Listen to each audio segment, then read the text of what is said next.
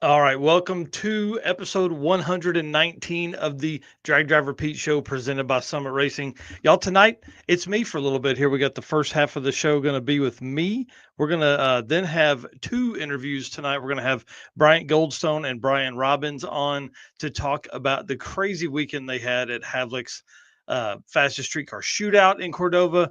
Crazy event, brought out the new Corvette.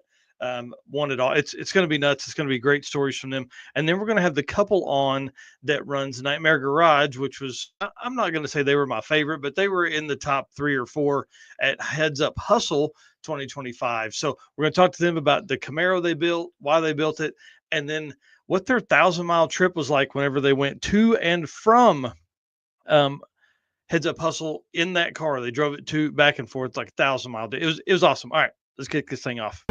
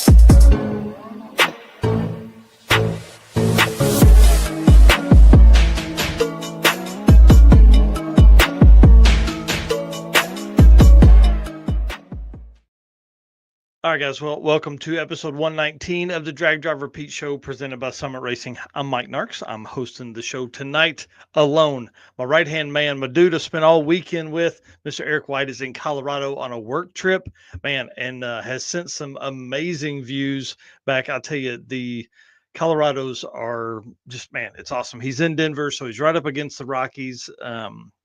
They flew out Sunday, ended up or Monday, sorry, took a long drive Monday afternoon going to see the Rockies and stuff. I'm jealous of him. That's one of my favorite places in the entire country, especially being right there by Bandemere. You know, obviously they I don't know if they snuck over there or not. I really don't know. Anyways, let's get to this thing tonight. Again, episode 119 of the Drag Driver Pete Show. Y'all, I can't say this enough, but this weekend was crazy. It was awesome to have all of our race car friends around and to just see a ton of people that we wouldn't have been seeing, really, to be honest with you, if we weren't at the Havlik still. It was pretty crazy.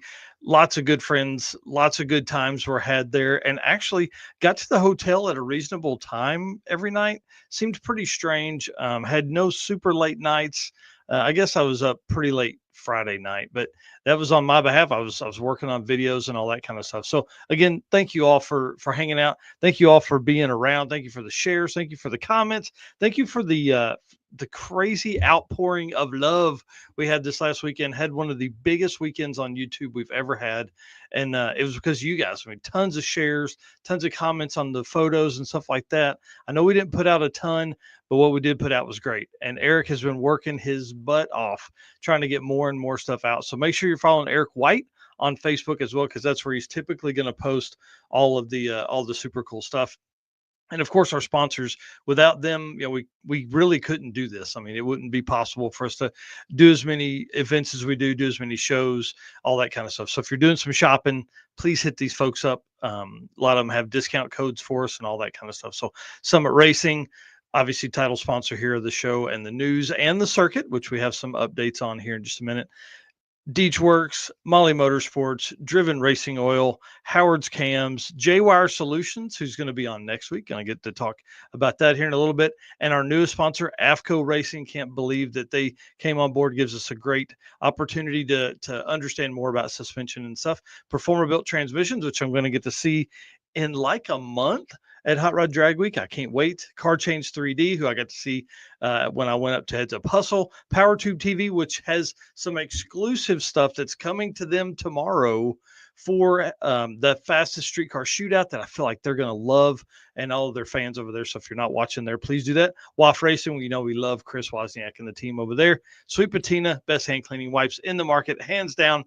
TKO hand cleaning wipes, Sweet Patina, awesome. And then Racing Junk Classifieds, who built an entire segment of just drag and drive cars. Hope you understand that. That's a pretty big deal for them to add that at our request. And I mean, listen, let's be honest. Drag and drive's on up and up, keeps growing, all that kind of fun stuff. All right. Summit Racing is being our title sponsor. Their speed legacy began in 1968 as a one-man startup and is now the world's speed shop. With 4 facilities and 200 plus catalog editions, they feel your passion, save you money, deliver fast, and offer top-notch customer service for more than 1,500 brands. Make sure you download the Summit Racing mobile app for easy access to speed parts. Find them on Facebook, YouTube, TikTok, and Instagram. And you can find them on the On All Cylinders podcast for more discussions like this, but also for tons of really, really cool in-depth tech articles as well. From humble origins to the social media lane, Summit Racing stands by your need for speed. You can also shop like a normal person at summitracing.com or through the app. Well, let's jump in here and see what kind of comments we got popping off this evening here. So I'm going to be running double duty, so be patient with me. My plan will be to finish a segment and then come back and look at the comments. Oh, Miss Melissa Morrow of Morrow Photography says, perfect timing. Just got in the car to take a drive. Well, sorry, you're going to have to listen to me all night. No parking lot beers. We actually had a few, but it was not a late night, man. We were up in the room by like 11:30 or something like that. It was pretty easy. So got to get some parking lot beers while I'm at Streetcar Takeover this weekend. And then also in the coming weeks, going to be all over the country. So we'll talk about that on another episode here. My brother, Stephen Nark, saying, what's up? What's up? What's up? Haven't talked to him much the last couple of days, so I know he is super busy. He's trying to finish up a couple projects for some folks. Wyatt Needle in here saying, and thank you and Eric for sick ass photos of the car. Those dudes put on a show all weekend, man. If you didn't know, Doug won the Gear Vendors Overdrive, bought $200 worth of tickets. One of the Gear Vendors couldn't have gone to a nicer dude, and Wyatt, obviously his son and co-pilot. Richard Brewer, our boy in here saying race car friends, and hey, as we got to spend all weekend with him too. It was really a ton of fun hanging out with him at the fastest streetcar shootout. Tom Wilhelm in here, got to hang out with him. He parked the car over by the driven booth, which we were set up right next to. Car's gorgeous. Pontiac GTO, amazing. Trevor Brandon in here saying race car friends, and Linda McDonald, one of my neighbors right down the street. Love the show. Thank you very much, man. Appreciate it. And tell John I said hi. And I did see him cruising the sedan delivery the other day. I almost ran out and waved him down, but I probably should have. So super cool car. Glad he is getting that thing out and about. All right, well, let's jump into this, guys. Got some drag drive repeat updates. We crossed 10,000 followers on Facebook. Can we get a round of applause? Yay. It's so exciting. That's the one that's been the hardest. I'll tell you, we post more on Facebook and share more information, share other people's stuff over there all the time, and have just crossed it. So it's like 10,300. So big shout out to everybody that is new here, going to be coming on, watching all the show and stuff. Because if you're new to the program, Facebook just feeds you all that kind of stuff. So we appreciate you guys being here. And then, like I said earlier, picked up AFCO as a new sponsor. I'm so glad that they are on board, really, because Eric Seffel is a genius when it comes to racing stuff, drag racing especially. But he's also had a ton of events. So it gives, I don't know, basically what I like to do with our sponsors is introduce them to you guys and then let you guys know them people very well. We do that through interviews here on the show. We do that through conversations on site. And then it just really provides an opportunity for us all to learn more, right? Because I have raced, but I'm not a great racer. I've not built anything super fast. So having these kind of guys involved with the Drag Drive Repeat program is really one of the biggest benefits we can have. So those are two huge updates for Drag Drive Repeat. And again, thank you so much to AFCO for coming on board. And thank you and welcome to all the new people that pushed us over 10,000. That means we now have 10,000 followers on all 4 platforms that we post on all the time. So Facebook, Instagram, TikTok, and YouTube. So it's pretty crazy. We're just steadily growing. We're in that let grind, we just get down and get it done. So Lawrence Arnold in here saying, appreciate all that you guys do. Thank you very much. We appreciate. We got a lot more in store, I promise. And then Rich Woodward, man, one of my favorite folks in here saying, good evening, Stony, saying race car friends for sure. And then, hey, Ryan B right here says, finally got the Yellow Ranger back together. Oh, yeah. And I am titillated at the notion of getting back to racing. Haven't made a pass since Drag Week 22. Bro, what's wrong with you, man? This is exciting. I can't remember Ryan's YouTube channel right now off the top of my head, but it is one of the channels that made me take the leap into doing my own LS swap and own wiring and all that kind of stuff in my old truck, which I've put 7,000 miles on that thing since I've done that. So big shout out to Ryan, and I'm sure he'll drop his YouTube channel here in just a second in the chat. Oh, Brian Havlik right here. You guys are killing it. No, sir, you are killing it, bro. It was awesome. What an event. I can't say enough about how much fun the fastest streetcar shootout tribute/reunion race was. Ryan also just wanted to watch you say titillated. That's funny. All right, back to work here. Okay, let's get to it, guys. The circuit updates. I don't know if y'all are ready for this, but we've been working hard behind the scenes on this, and I'm telling you, we're very, very close to announcing our dates. Very close to announcing the tracks. I have like it's like right here. So just in those final little bit of negotiation and making sure all the stuff goes like it should and all the I's are dotted and T's are crossed. So we should be able to announce that very, very soon, hopefully in the next day or so. I know I've said that 3 or 4 times, but that's how close we've been for like 2 weeks. The other thing is, are you ready for this? Baker Engineering. Are you hearing me? Baker Engineering has put up $1,000 bounty for the quickest quarter mile car and the quickest eighth mile car to take Jim Parkinson out or take Jim Parkinson off the shirt for 2026, or I guess it'd be 2027, whatever. And Brian Acton, who's been on there 3 times. Jim's been on 2 shirts. They said it's time.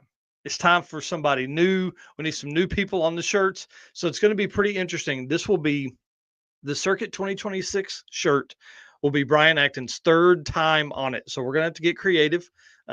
We are definitely hoping to, I don't know how to word this, take a different direction with the circuit.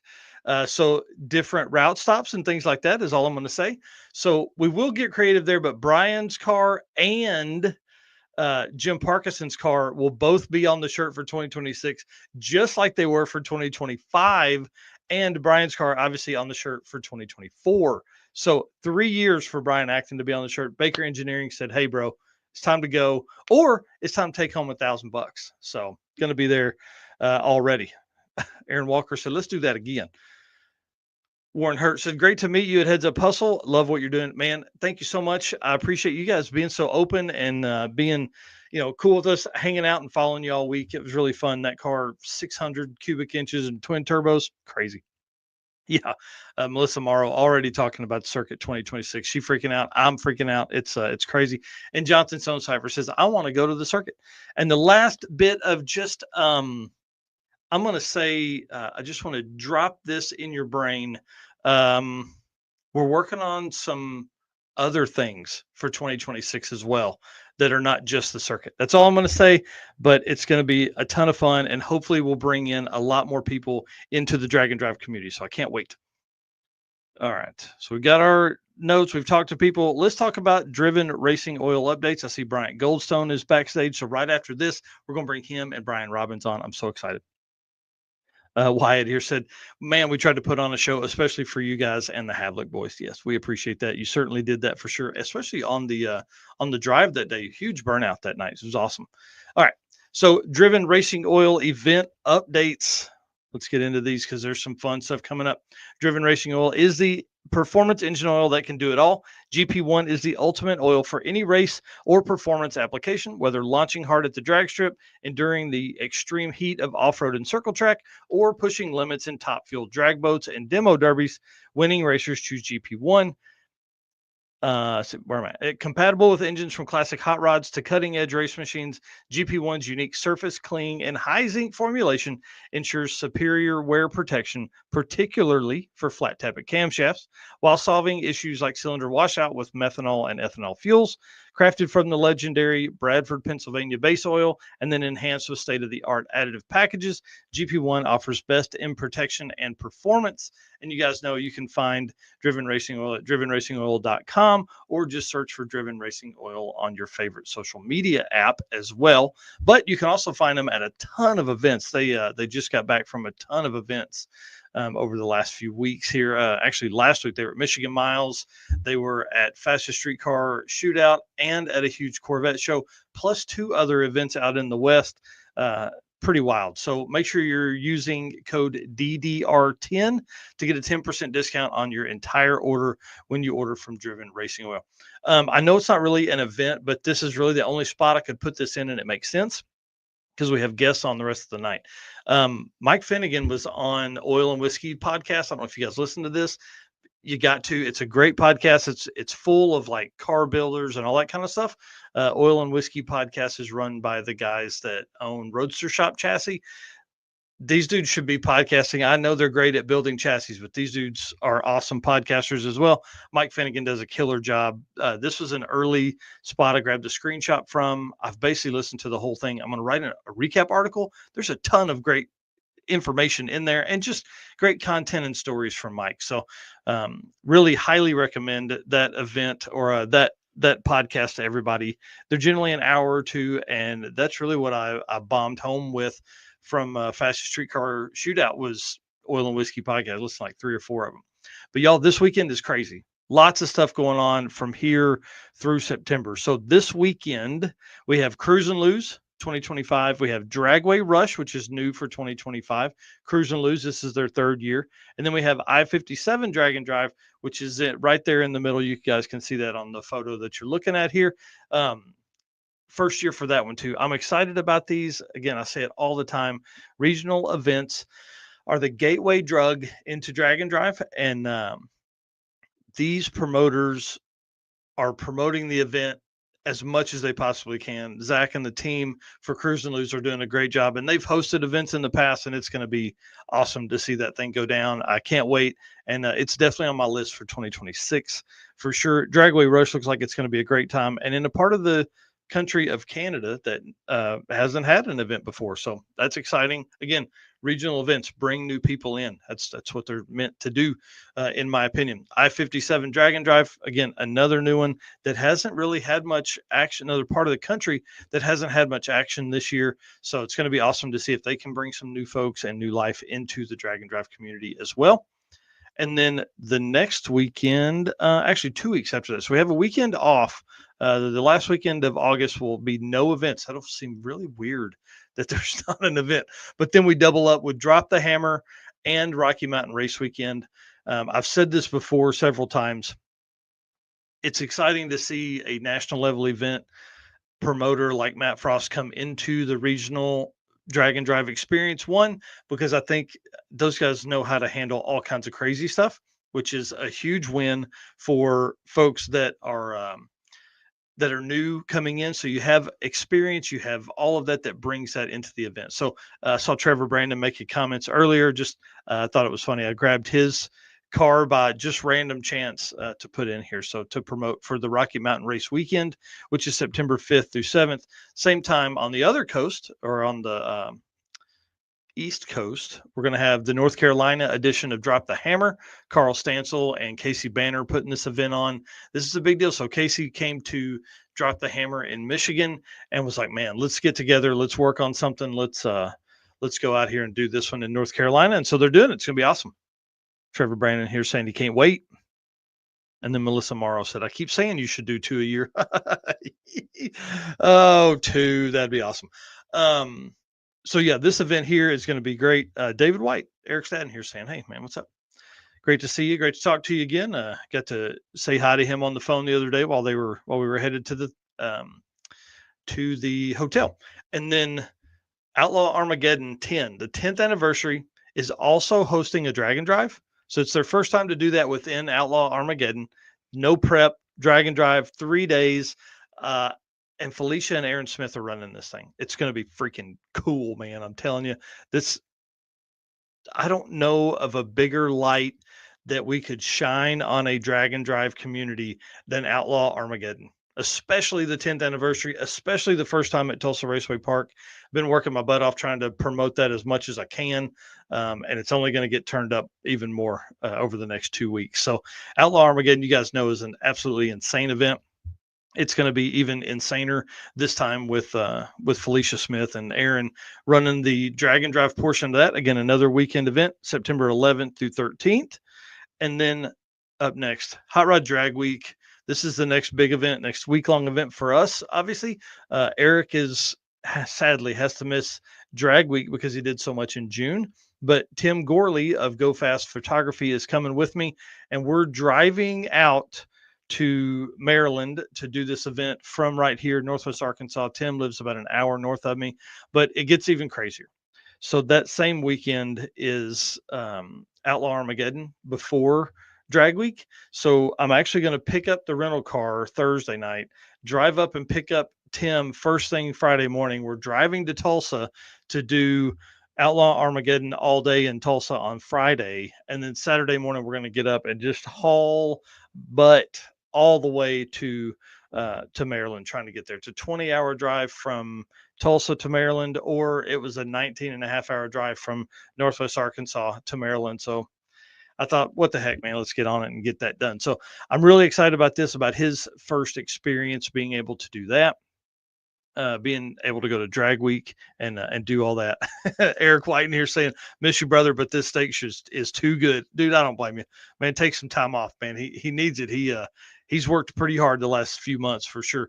And then Redwood Rally is the weekend, or is the week after that. So Drag Week ends on the 19th. On the 22nd, all the way across the country, like completely across the country, Redwood Rally starts at Medford, Oregon. So your boy, Jesse Fox, is going to drive from Drag Week all the way to Redwood Rally in 3 days in Benny the Volvo. So let's support Jesse Fox, 3G Video. Please go over and follow him for that experience. That's going to be absolutely crazy. 3 days, just absolute bombing. I think it's like 2,600 miles or 2,480 miles or something like that. I'm sure Jesse will chime in here in a little bit, but yeah, pretty crazy to make that trip all the way across the country. I can't wait to hear the stories and everything that comes from that as well. So that gives us 50 events, 50 drag and drive events across the world in 2025. One of the craziest years, obviously the craziest, the most events hosted ever in the history of drag and drive, and not just people putting names on it. I mean, this is like real deal drag and drives, not like what a true street would be, but man, it's just wild to think that 50 events. When I say this all the time, but when I started in 2022, there were 11. That's literally 3 years ago, and we're now at 50 events. So everybody says it's saturation. Everybody says there's too many events, but there are probably too many events whenever we're all in the same promotion pool. We're all trying to get the same folks. So that's why these events are great, because you got to go get new folks. You got to go find these new people and bring them in. All right. Brian Robbins, I see him backstage. Are you about ready, sir? Give me a thumbs up if you are, maybe. Yep, perfect. All right, he's giving me a thumbs up. And then Bryant, I see he just jumped in real quick. Okay. All right, let me get in and read this, do this ad read real quick, and then we'll jump in. J-Wire Solutions is your expert car and marine wiring solutions. Wiring solution you can trust. J-Wire Solutions can wire and plumb your hot rod, race car, drag and drive car, boat, sand drag, whatever if it has a motor and brush hog, he's doing everything. Snow blowers, all kinds of stuff. And they offer products to make your driving experience better, like the blinker module that is a must for all drag and drive cars. This module allows your rear turn signals to work like a stock car does whenever you hit the brakes. This is actually not the photo of that. This is the relay panel that he sells as well. Anyways, rear turn signals to function while the brake pedal is applied, just like your stock car. And I want to do one thing before I bring those two dudes in. Thunder Valley, we talked about it a couple weeks ago. It is opening back up. August 30th is their first event back. It is a no prep backside event. You guys talked a bunch of shit. Go out, help. Mark Sorensen is the manager right now, and he is looking for volunteers to come out and mow and weed eat. So if they have not, that track's been closed for a month now. So if they haven't mowed or weed eated in that amount of time, it's going to need it. And if they're hosting the race next weekend, guys, they need the help to make this track look as good as possible. So he's opening Thunder Valley up at 8 a.m. for a mowing and weed whacking party is what he calls here. Says, I'll have breakfast for you. So for all the folks that want tracks to survive, this is a great way for them to survive, is by volunteering on your way out there. All right, let me get this set up, and we'll bring these two dudes in. All right, Goldstone and Bryant, Robbins, how are you guys? Doing good, man. How are you, Mike? I'm pumped, man. This is going to be awesome. Doing good here. Yeah, perfect. So here we go. Everybody knows who you guys are, and if they don't, they've lived under a rock for like 2 years. Because I feel like if we went back and looked at percentage of cars we talked about, it's probably been you two dudes. The stuff you've driven, all the fun you've had, the events you've won, the world champion stuff, all the craziness that goes on. So in this newest event, we're going to kind of talk about fastest streetcar shootout tonight, because we've talked about, I think, everything else. So if everybody wants to know these guys, go back and watch other episodes. But let's take a second. I want you to introduce yourselves and just tell everybody who you are and what you do, just to get it started. Bryant Goldstone, got the Javelin, Corvette to come, hopefully soon. And Chevelle over your shoulder and Corvette up there, broke down. My 666 Corvette sitting there waiting to do something. Just no time. Because you're out racing the Javelin. Yeah, beating that thing up too much. So yeah, gotta give it a rest, I think. But although I pulled the engine out of it last night, and that went to Norm today to get freshened for the backup plan for drag week, and the car leaves tomorrow to go to Joe's. So Oh my goodness. Get some more chassis stuff done. That's awesome. Brian? Brian Robbins, been involved with drag racing forever, and build some engine stuff and do a bunch of tuning, and got involved with Bryant quite a few years ago, and we've been running Javelin around the country ever since. Yeah, been a force to be reckoned with. At my house ever since. I'm just kidding. It's funny. I was actually cleaning the spot off to put my computer till I got the table set back up, and I still have this magazine out here in the shop that's got Brian's car up there. In the 1960. Yep. Nice. That was from a few years ago. Yeah. I don't want to say when, but it was definitely a few years ago. Yeah, that's awesome. Well, y'all had an incredible weekend. That one right there, dude. That's awesome. Brian, put that off over there. You had an incredible weekend. Brian Havlik in here saying there's some bad dudes right there, and you are. I mean, the fastest streetcar shootout was freaking awesome, man. It was cool to see you guys. I want to talk first about having both cars on site, because when you unloaded both cars, I was like, oh crap, here we go. So what was that like, having two there to mess with? The plan there was, as Brian alluded to, most people don't know, we're about almost an hour apart from each other, so it makes it difficult just to run down there and try to sort some of it out. And I knew there'd be time this weekend, so talked him into bringing it so we could spend some time fixing a couple of issues we had in order to get the thing ready to start driving and racing and try to have it ready for drag week. So that was the plan. Was it weird being in one spot all weekend? Yeah, that was so nice, except for the one spot we were in was so damn hot. That was like that equaled last year's Rocky Mountain miserableness. Oh, it was like we were in the car the whole time while we were at the racetrack. Racetrack emulated the riding in there for 10 hours. Right. It was pretty brutal. If that wasn't hot enough, we had to go for a 50 or 60 mile drive in the thing. So that just helped put it over the top. Oh yeah. Yeah. And by that point it had been heat soaked. I mean, like because it was hot it was hot in the morning, it was hot in the afternoon, and then we did that at like 2 o'clock in the afternoon. Did y'all get stuck in the traffic? Just a little. I mean, we slowed down through it and got through it, and then I think it got worse after we got through it. Yeah, thank God. We didn't have any troubles. I mean, we were in Eric's truck. It was easy, but it looked like a lot of folks had some problems there. Well, I want to ask you about one thing real quick. This shot that our boy Dirty Panda Richard Brewer got, but what did you guys think of this freaking opening? I mean, listen, I loved it. I think it was awesome, and big kudos to Brian and Jess for doing this. 165 gallons of fuel explosion.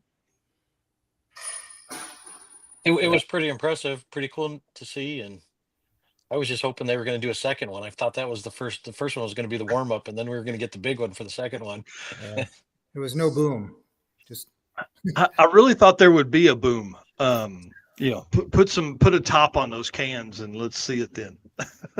need more of them. It was cool fire. It just needed more explosion, sound. So yeah, I agree. And the way I had the camera positioned was like kind of down and out. So it didn't have the effect I wanted to on the camera, but turned out at least you could see all the cars in that shot. So it was pretty cool. Yeah, right. Yeah. I still can't see mine though. I'm too far back. It's gonna move me further up. Yeah, we'll just do some Photoshop editing and just put you about fifth or sixth there. Yeah. Fastest to the front. Brian says that will be added next year. The boom or my car in the front? Yes, all of that. Yeah, that's cool. Well, let's talk about the street drive, man. It's pretty easy, 60, 70 miles, something like that. And it was really cool, man. The drive along the river was nice. There was a lot of great shots. Eric and I kind of posted up in one spot and got some really cool shots in the background. Some Mississippi River drive by. Yeah, we kind of made the drive not as easy as it could have been, but I had an alternator wire loosen and it was wiggling there and it ended up burning up the fuse block. And I figured the alternator quit. So we called for tools because usually when we go anywhere, we've got a trailer full of everything we need. And this time we had nothing. We didn't have not a single tool one in here. And I think we had a Zeus tool and that was it. Set of Allen wrenches. Yeah, Bryant took them because we were adjusting the idle right before we left it. Luckily, we brought him because he adjusted it up before I left, and God, it was so high we had to stop and let it down some because we went way past where it needed to be once it warmed up. That's awesome.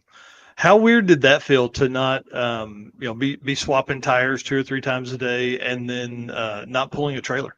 Yeah, I'll take this one, Brian, because I'm the one who does all that work. While Brian's playing around on the computer. So yep. Yeah.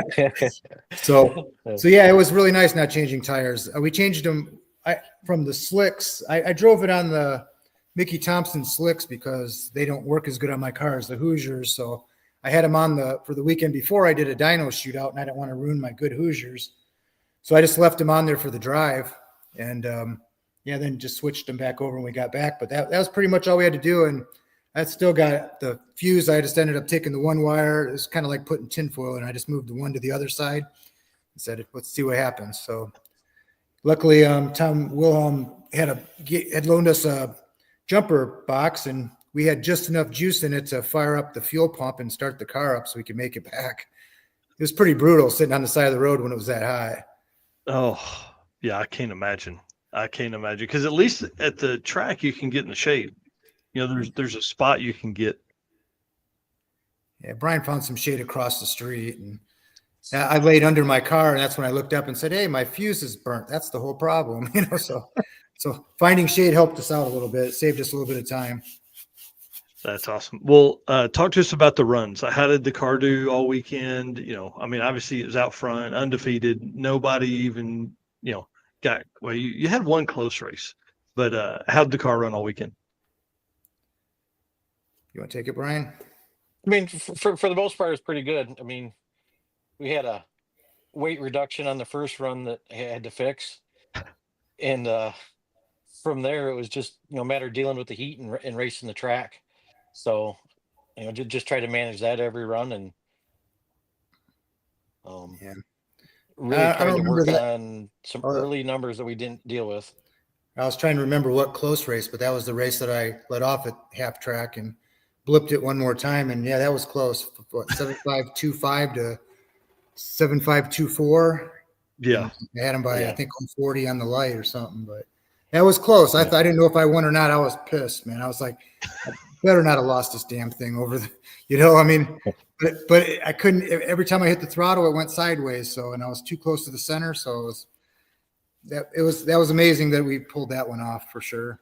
Yeah. I think it was like 7,000s or something crazy. Yeah. All the other runs were pretty easy. It was just a couple runs against Steve and, some of the other slower guys that were there. No, I'm just kidding, man.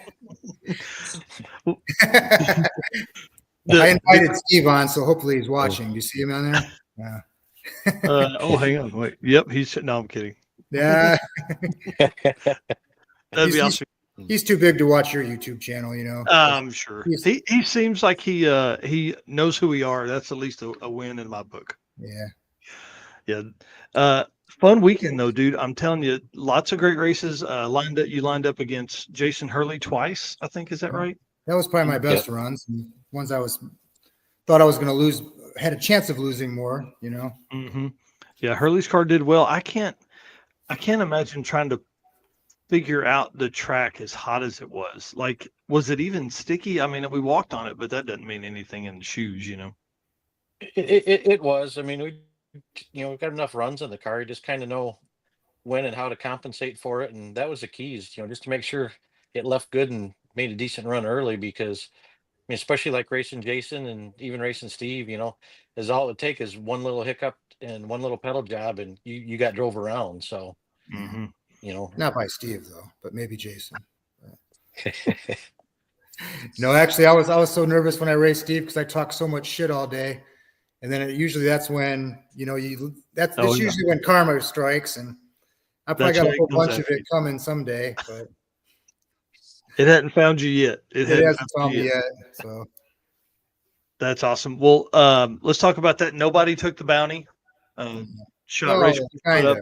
Well, I mean, let's be honest. You gave the bounty up. It was crazy. I had that video pulled up, but it won't play here on StreamYard. So walk us through that, man. Tell us what happened. Well, that was mostly my fault. Larry Larson welded that stuff in for me at Rocky Mountain, and I had it up in the air, and I saw the cars had a bounce to it all that race and all 6 summer, and we weren't really able to get after it at the line. So I cut a couple of the bars out he put in. Didn't think we needed them, and then actually I remembered later that Rob was under the car with me one night, and he says, I should probably weld a couple gussets there. And then I forgot all about it, and apparently he did too. And yeah, so when I threw the chutes, I kind of had it in the back of my mind, boy, I hope this is good enough. And I thought it would be, but it just kind of ripped the chromoly right apart off the square tubing of the chromoly and peeled it and threw it up in the air. And at the same time, I guess my side window opened up a little bit and it sucked the rear window out that I just spent $500 putting in, so, but it didn't even scratch it. That was amazing. Wow. Yeah. Yeah. Well, that thing went about 50 feet in the air. Yeah. It must've just nice and softly landed on the other dude's car or something. I don't know. Unlike my parachutes where they smashed his windshield and then supposedly went through his chutes. So yeah, you can see it on the video. I think you can see it like just rocket right through the. I don't know how it would have went through both chutes. That's what I don't know, but because it was just one piece of metal, but I don't know. Right. Yeah, you can see one, but yeah, I didn't know it did both. Yeah, that's wild. I'm kind of surprised he was going fast enough for the chutes to have blossomed to go through it, but I guess they did and put a hole right through them. So yeah. I just ordered those for him today. They're on the way to him. Nice. Well, I guess awesome. after they custom make them for him, then they'll be on their way. Oh. Yeah. You're getting some special ones made up. Yeah. Pink and yellow, I guess, is what they were saying. So. Oh, nice. Yeah. I'm just kidding. It was a red ball. I didn't change it on him. Nice. Yeah. That should be my colors. No, I'm just kidding. That was Sean Skipper's Corvette. So it was cool to see him out. I had seen him at, I think, Sick Week this year. Had not seen that car before. So it's pretty cool him being out and about and doing all that fun stuff. Clark Rosen sang it was good to hang out with him. Obviously, Kyle Morris out there in his his car just kicking ass. Small block Ford powered, going 790s. That was pretty awesome. Yeah, he was rolling, and I had a lot of friends there too, that came from here. I had Tony Karamitsos was there, and he ran. I think he got in the sevens at least once or twice. And Sam he had a lot of trans brake like bump issues, so that kind of screwed him up a lot. But his car would have been nice to see go fast. But I see where all these guys want to go fast on these radials. It's not as easy to do on these tracks in this heat, So yeah. More power to Kyle for getting down. Him and Tony were about the only ones that I think went fast on him. Mm-hmm. Yeah, it was. I want people to understand. What was the track temp? 118 at one point or something like that. I don't know. 132 was the worst I saw. Oh my God, dude! No wonder I was wore out. I think I literally took 350 videos on Saturday, and 300 of them were of track stuff. I mean, it was brutal. It was all day. Yeah, it was definitely, the humidity was crazy. I don't know how many shirts I went through, probably at least 2 a day. I know that. Yeah, that's where I made the mistake. I left all my clothes at the hotel, so I had one shirt a day, and by the end of it, man, that thing was like white and just full of salt. It was pretty gross. Pretty gross. Well, let's talk about the Corvette a little bit because you had it there. Obviously, you guys were working on stuff. I think that was very smart. It gave you extra hours that you wouldn't have had if you were just there in the Javelin. So, obviously pat on your back for that. But what did you guys work on this weekend on it? Chased some electronic communication issues between the race pack and Holly.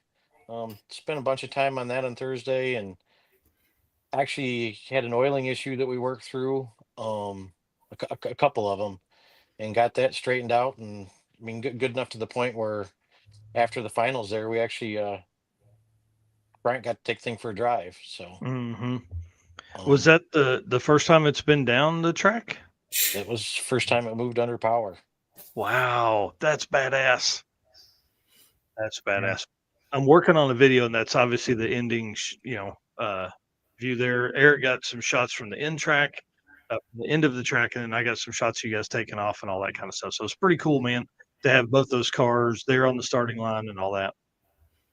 Yeah, it was nice to have time to work on it for sure. And of course, we can't drive it very far because we don't have all the gauges working with the communications problem. So that's the next thing. Get that figured out and get some street miles on it and see how it does, and get it in the race trim here soon, hopefully.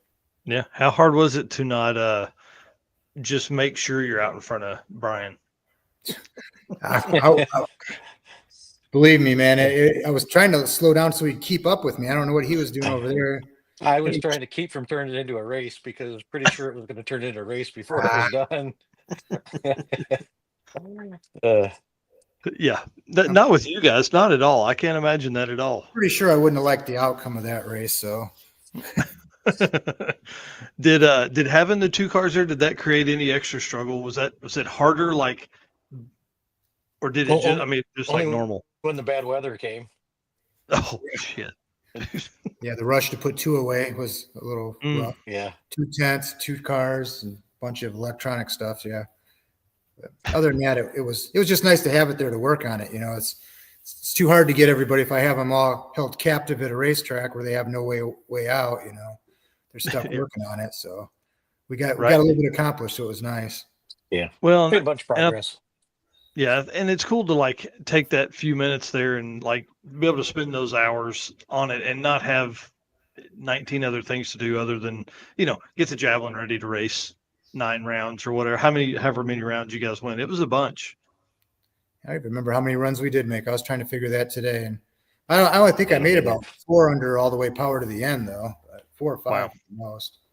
Seemed like I was off at the end because I was either single, because there was a couple buys and a couple broken buys, and yeah, it was a good race, man. I like the event. I like going to the Havlik stuff. Mm-hmm. Bunch of really neat cars there. Yeah, they're Well, obviously. and that was my next topic. There's like, what are some of y'all's cars that you saw there? I mean, Brian, you've been doing this a long time, like, and Bryant too. But like, did y'all do any of the early NMCA fastest street car stuff? Oh yeah, we raced a bunch of that back in the day. So I mean, it was cool to see Annette's cars and the cars and Monty's car and all the rest of them that came Yeah, out of the woodwork that you haven't seen in years. yeah. Mm-hmm. I remember watching the cars at Martin all the time at Super Chevy. They were like a yearly thing. They were there, and those were kind of before my car was fast at the time. I kind of looked up to those and always wanted that. And then I ended up going to another. I was racing the Javelin back when it was white with purple stripes on it, and I raced it at Norwalk, and they had Jeff. Jeff. I can't remember his last name now. Drawing a blank. And a last name, a guy named Banks, and they were racing, and I think it was the first year I saw the American Muscle Car Series was out. And that's when I started doing that the next year with the Javelin, and slowly progressed and went a little faster. It's never fast as Brian and them were with the blown Chevy too, but I think the fastest was in the 780s or so with the Javelin, and then I ended up getting the Monte Carlo the next year, and it went 690s, and it was always a few tenths off the fastest cars. That's badass. Brian was always right there, though. Their car was one of the fastest. It's either their car or one of the ones they built. So that Kimmin car was always fast too. Yep.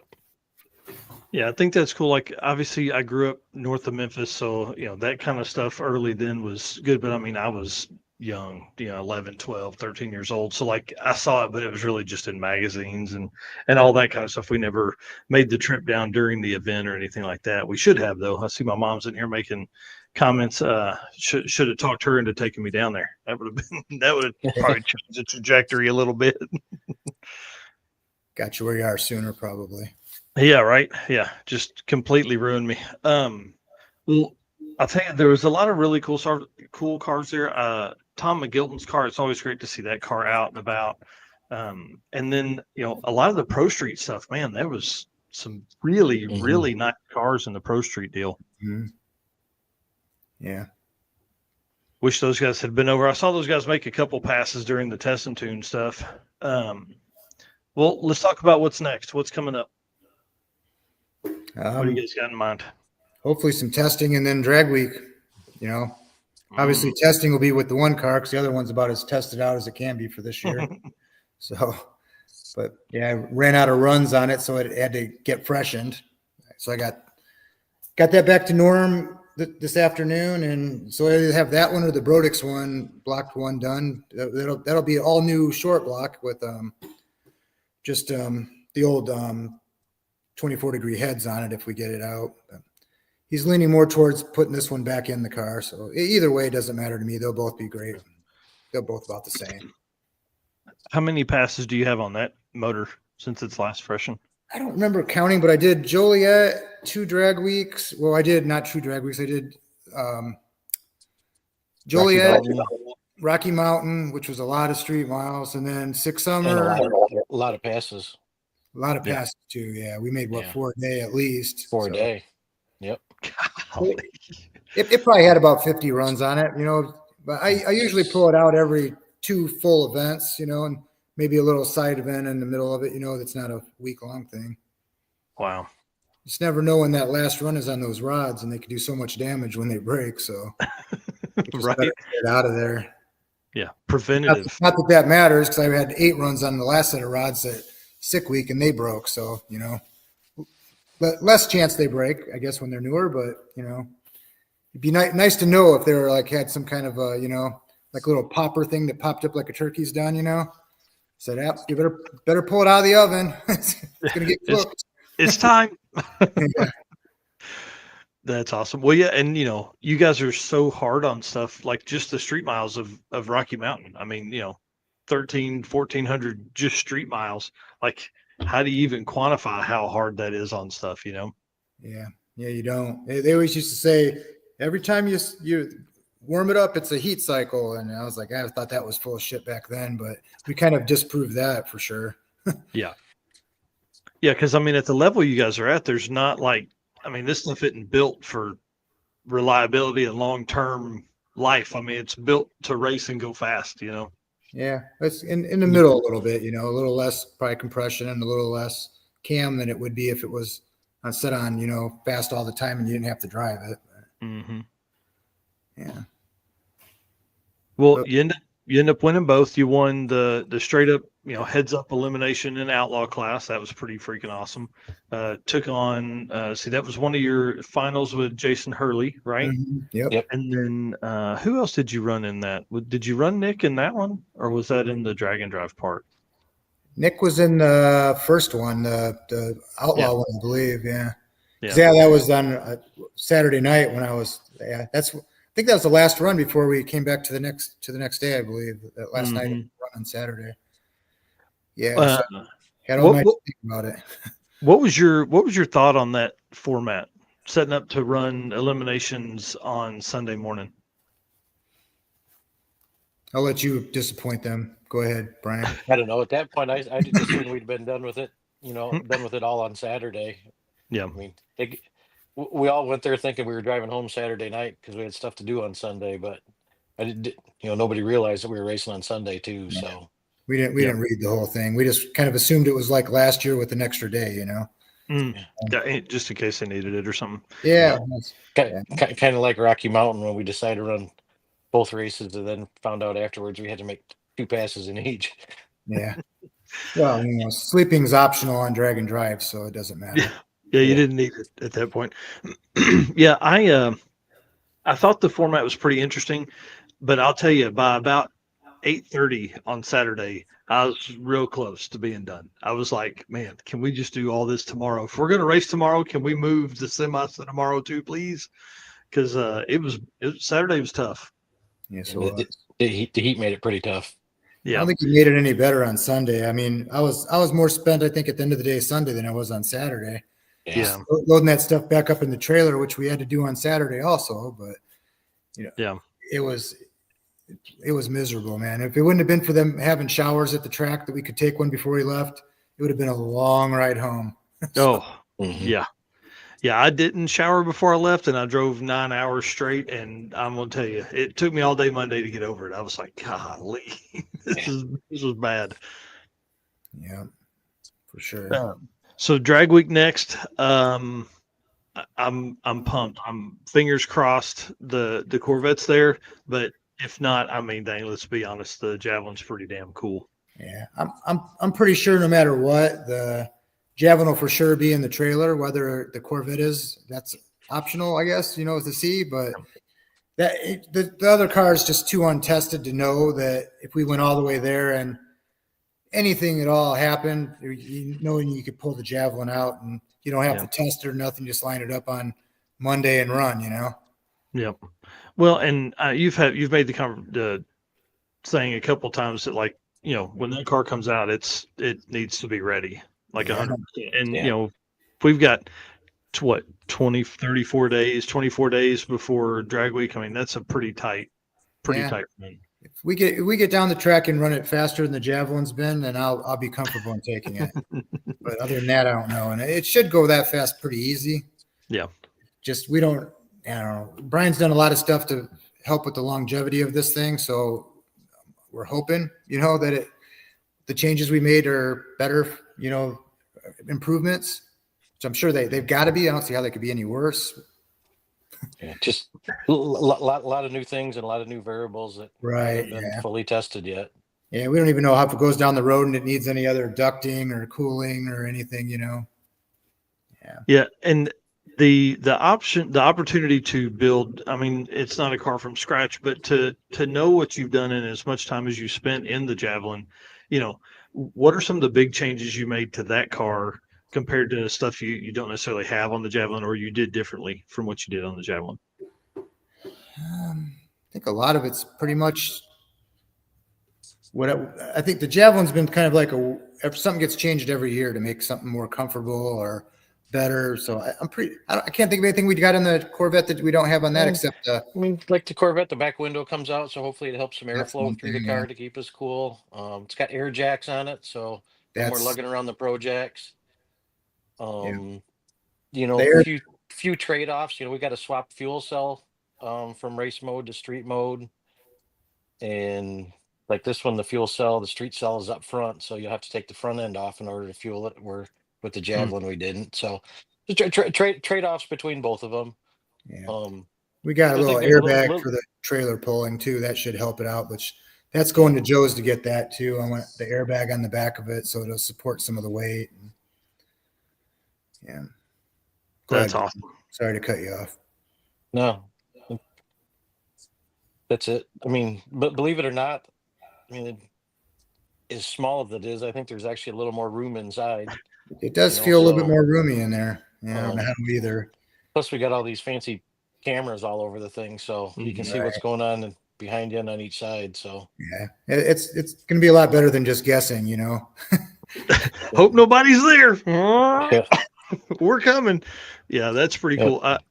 I'm really excited about just the wiring side of that stuff, right? It really intrigues me because I was talking to my brother today. I'm like, dude, they got like it's like a factory GM setup. He hits the blinker and the camera shows him the right side of the car, left side of the car, the back of it, that'll really change a lot of it. Plus you're not having to worry, that car is low and wide.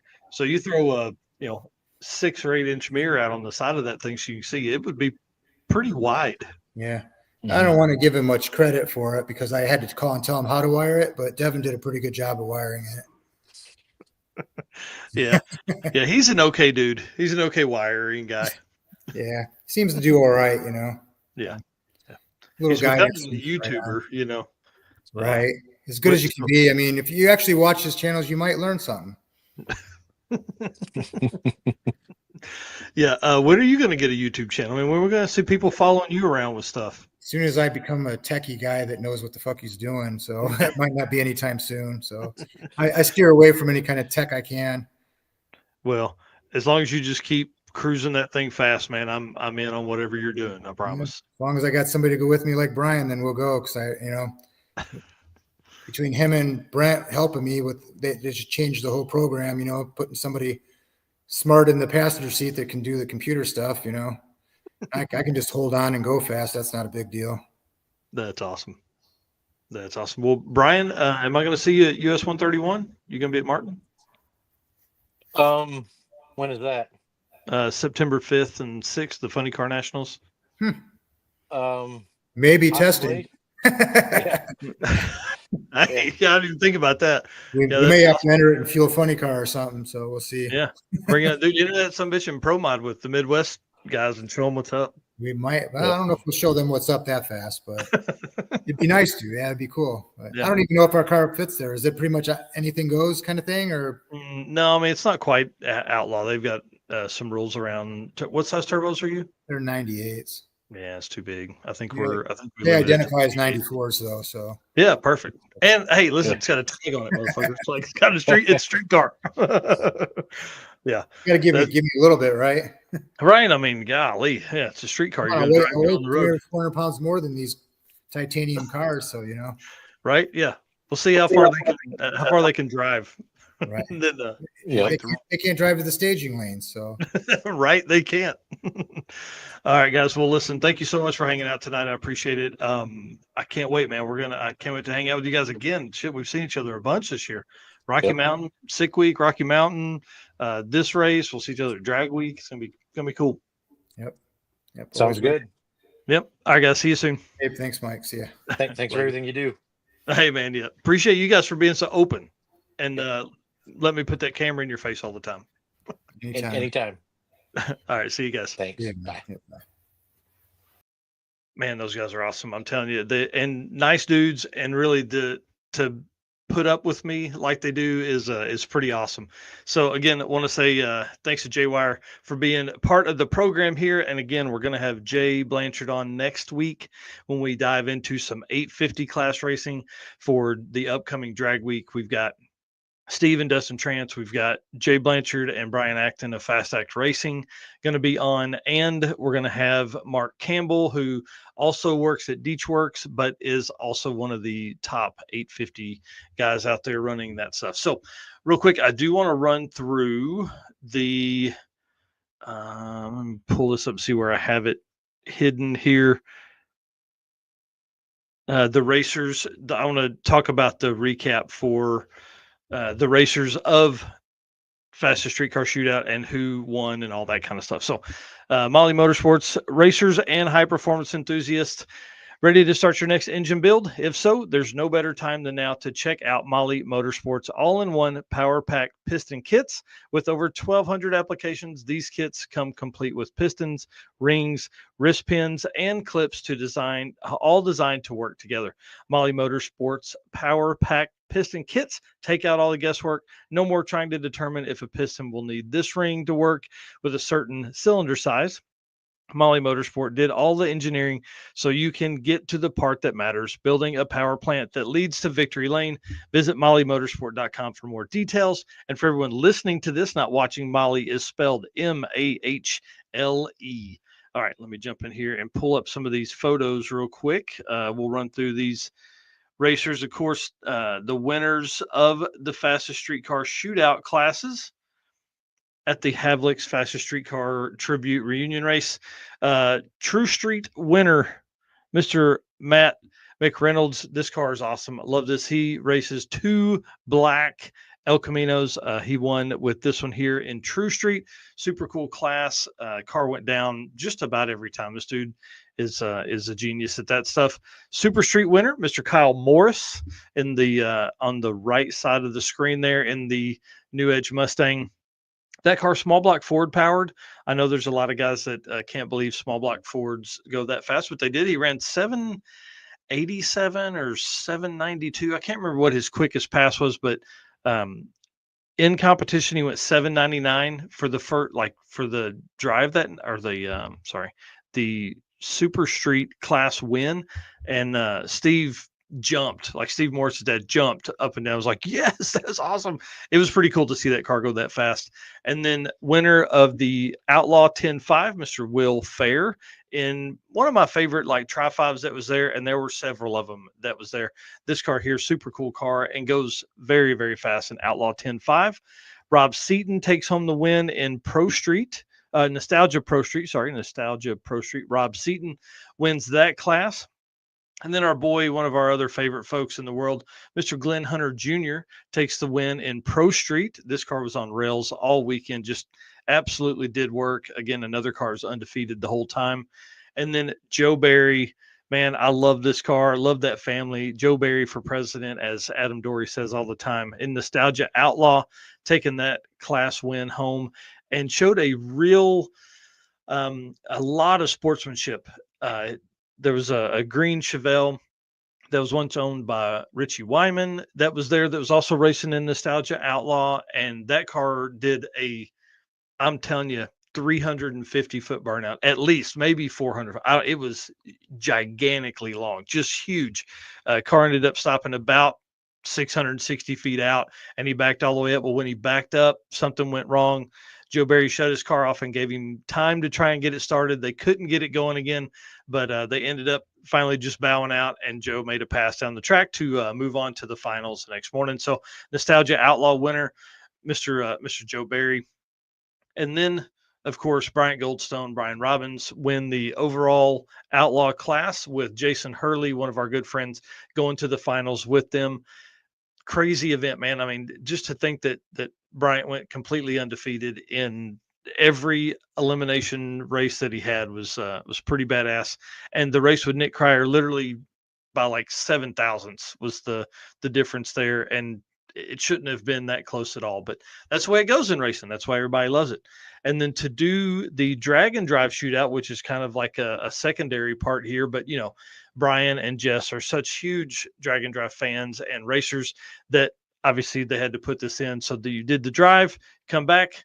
The Mag sponsored the Big Tire Shootout. The Big Tire part of the drag and drive shootout, $5,000 to win. Mr. Bryant Goldstone and Brian Robbins took that money home. So that's $8,000 they put in their pocket this weekend. And then Mr. Glenn Hunter won the small tire portion sponsored by Rocky Mountain Race Week. So love to see, you know, drag and drive companies and events hosting, you know, promoting other events by, sponsoring classes and helping with promotion and posting about it and all that stuff. And of course, Matt Frost came all the way down to race here in the event too. So it was pretty cool to see all those guys. Let me see. I've got a couple pictures here I want to show you guys from Eric, and then also from Dirty Panda, the Mr. Richard Brewer himself. So I thought this shot was really cool. Matt lining up against Jason Hurley. This was early on, and those guys really only rolled this thing out to about 150 feet and then both let off. I wish we had seen them line up together for an eliminations round. And maybe we did. Maybe they did go in the semis together. I can't remember. Jason Hurley, huge burnout when he come down for Sunday morning. I think he ran it out to about 200 feet.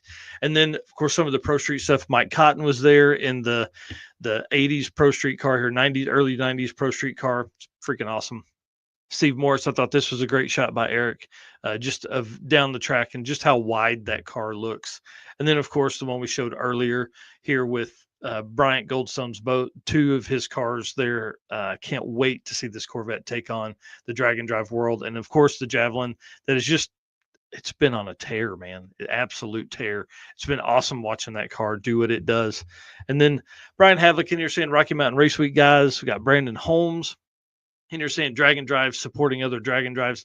That's how this community keeps growing. That's 100%. There were a lot of drag and drive guys in the pits. Rich Bellmond, Tom McGilton, Jason Hurley. I saw Nico Cristoferi was there. Man, a lot of friends. I'm trying to remember everybody that I walked around. It was awesome. Matt Frost said he didn't make the call against Jason. That's dang it.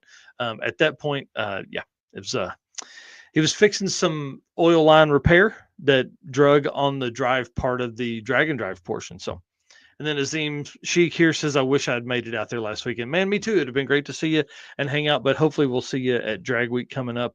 He's got a 10-0 championship to run after here.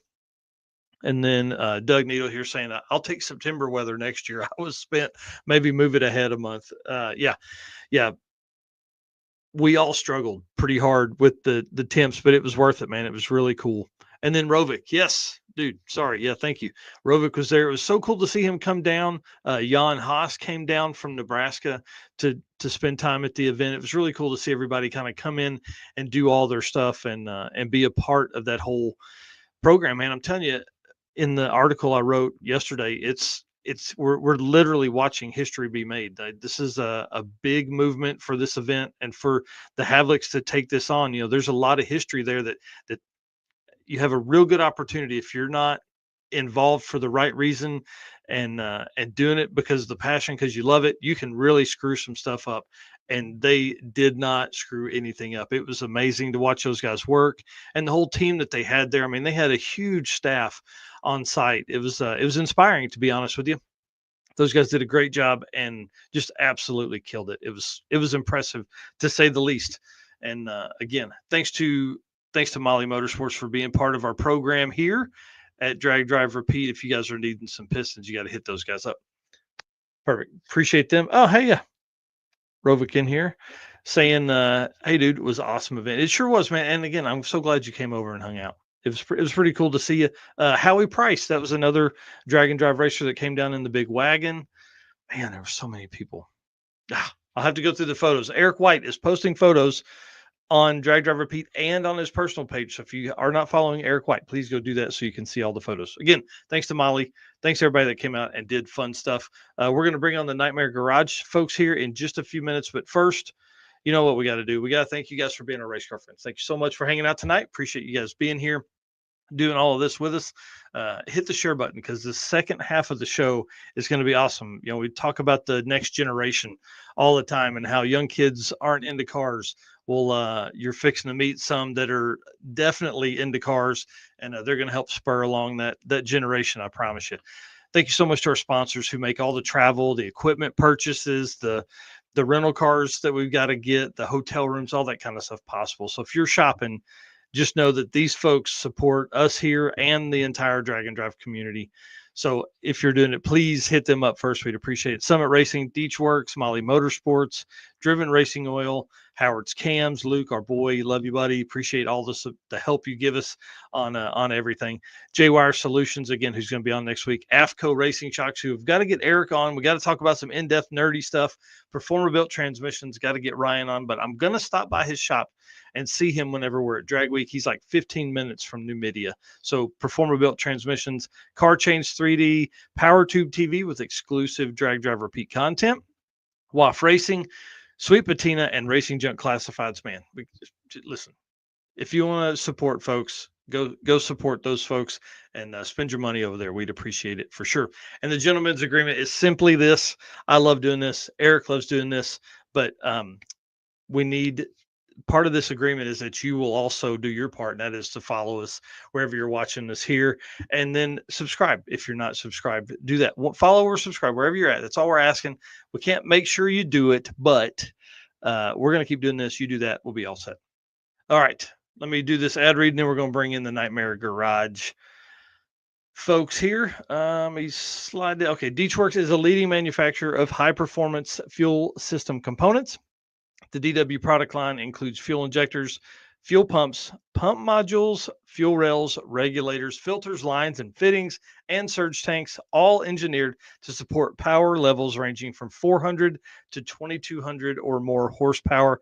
Guys, find them deechworks.com. If you don't know how to spell that, just screenshot this here, and then it'll take you right there. So our folks tonight are a young couple that I met on Heads Up Hustle.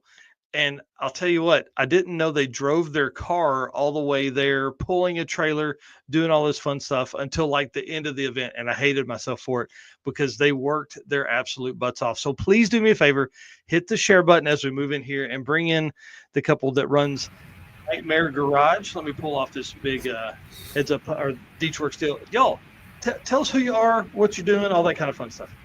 Yeah. My name is Peter Sisler. I'm 23 years old. I started working on cars, I think when I was 16 or so. Just Man, kind of so dove into it. a long time. Oh yeah, it's been a couple years. I'm getting old. No, but I got introduced to it through one of my buddy's uncles. He used to bracket race and stuff, and he had a Plymouth Belvedere that he raced since he was, I don't know, 19 or something, and that was always really cool. And he took us to the racetrack, so. My buddy kind of got me hooked on cars, and ended up picking up my first car, which was a 1990 Camaro, and that went terribly as first car, and everything was self-taught. So, but not the car to learn on, man. Yeah, no, I learned a bunch of stuff, and I guess then I got into other cars as well. But right, was it the tune port? I guess in that car was it V8 or V6? It was a 305. So yeah, oh, man. It was on a V8. Yeah, but one with burnouts for hours. Yeah, it had a bent frame and everything. I did not know what I was supposed to be looking for when I was buying cars back then. So yeah, you like Camaro, super cool. Yeah, that's me. Yeah, third gen, bro. Yep, coolest dude in school. Did you have a mullet then? Dude, I sprouted a mullet. I actually had one. Yes, that's awesome. That's awesome. All right, well, Miss Caitlin, introduce yourself. Tell us what you got going on. All right, my name is Caitlin Jacoby. I'm gonna be 21 very shortly. I kind of got introduced to motorsports through my grandpa and my dad. We always say there's two pictures that kind of describe how it all started, and one is a picture of me standing next to my grandpa's stock car, and the other one is my dad taking me for a ride around the block with his motorcycle when I was just a baby. So. Yes. Yep. Man, that's so dangerous. Motorcycles early on, that'll shape your future right there. Yeah. No, I had to wait till I was 18 to get a motorcycle. Yeah. So I have the same memory. My dad had motorcycles when I was really young, and then as I was like 6 or 7, maybe 7, I got my first motorcycle, a little Honda 50, and man, 10,000 miles I bet I put on that thing around our yard. That's awesome. Yeah, it was pretty crazy. It tore up a ton of stuff, mainly the yard with that thing. We figured out you could do little dirt burnouts, slide the back. Anyway, yeah. This is about you guys. So so you got your first motorcycle at 18. What'd you get? I got a CBR 250, and Yeah. then this last spring actually upgraded to a Ninja 500. Yes, that's awesome. That's awesome. I was always a sport bike guy way back when. Got 2 kids now, no motorcycles for me. Okay. Too many people on the road, but Yeah. I probably haven't had a motorcycle in as long as you've been alive. So, That could be. sheesh, man, that makes me feel old. Anyways, all right, well, let's talk about some of this stuff because I want this first bit to be people getting to know you, right? I want to know who you are, where you're from, all that stuff we've gone over. But I want to know about this Camaro. We talked just for a brief second. I think it was maybe Saturday night Mhm. at Heads Up Hustle about the first Camaro you built, but you had put in a deal with John Paul, which I thought he was going to be on here with us tonight. I'm going to text him here in just a second while you're telling this story. But yeah, tell us about this Camaro right here. So this Camaro, so after the first Camaro that I bought, that 1990, we found a bent frame on that thing about a year after I got it or so. And after seeing that and multiple other issues, we kind of decided that car wasn't the right car to build like into something cooler. So Mm-hmm. I got rid of that one and I found this car. It was in a junkyard. I paid $900 for the chassis. It came with no wheels, tires, or anything. It was completely bare bones, and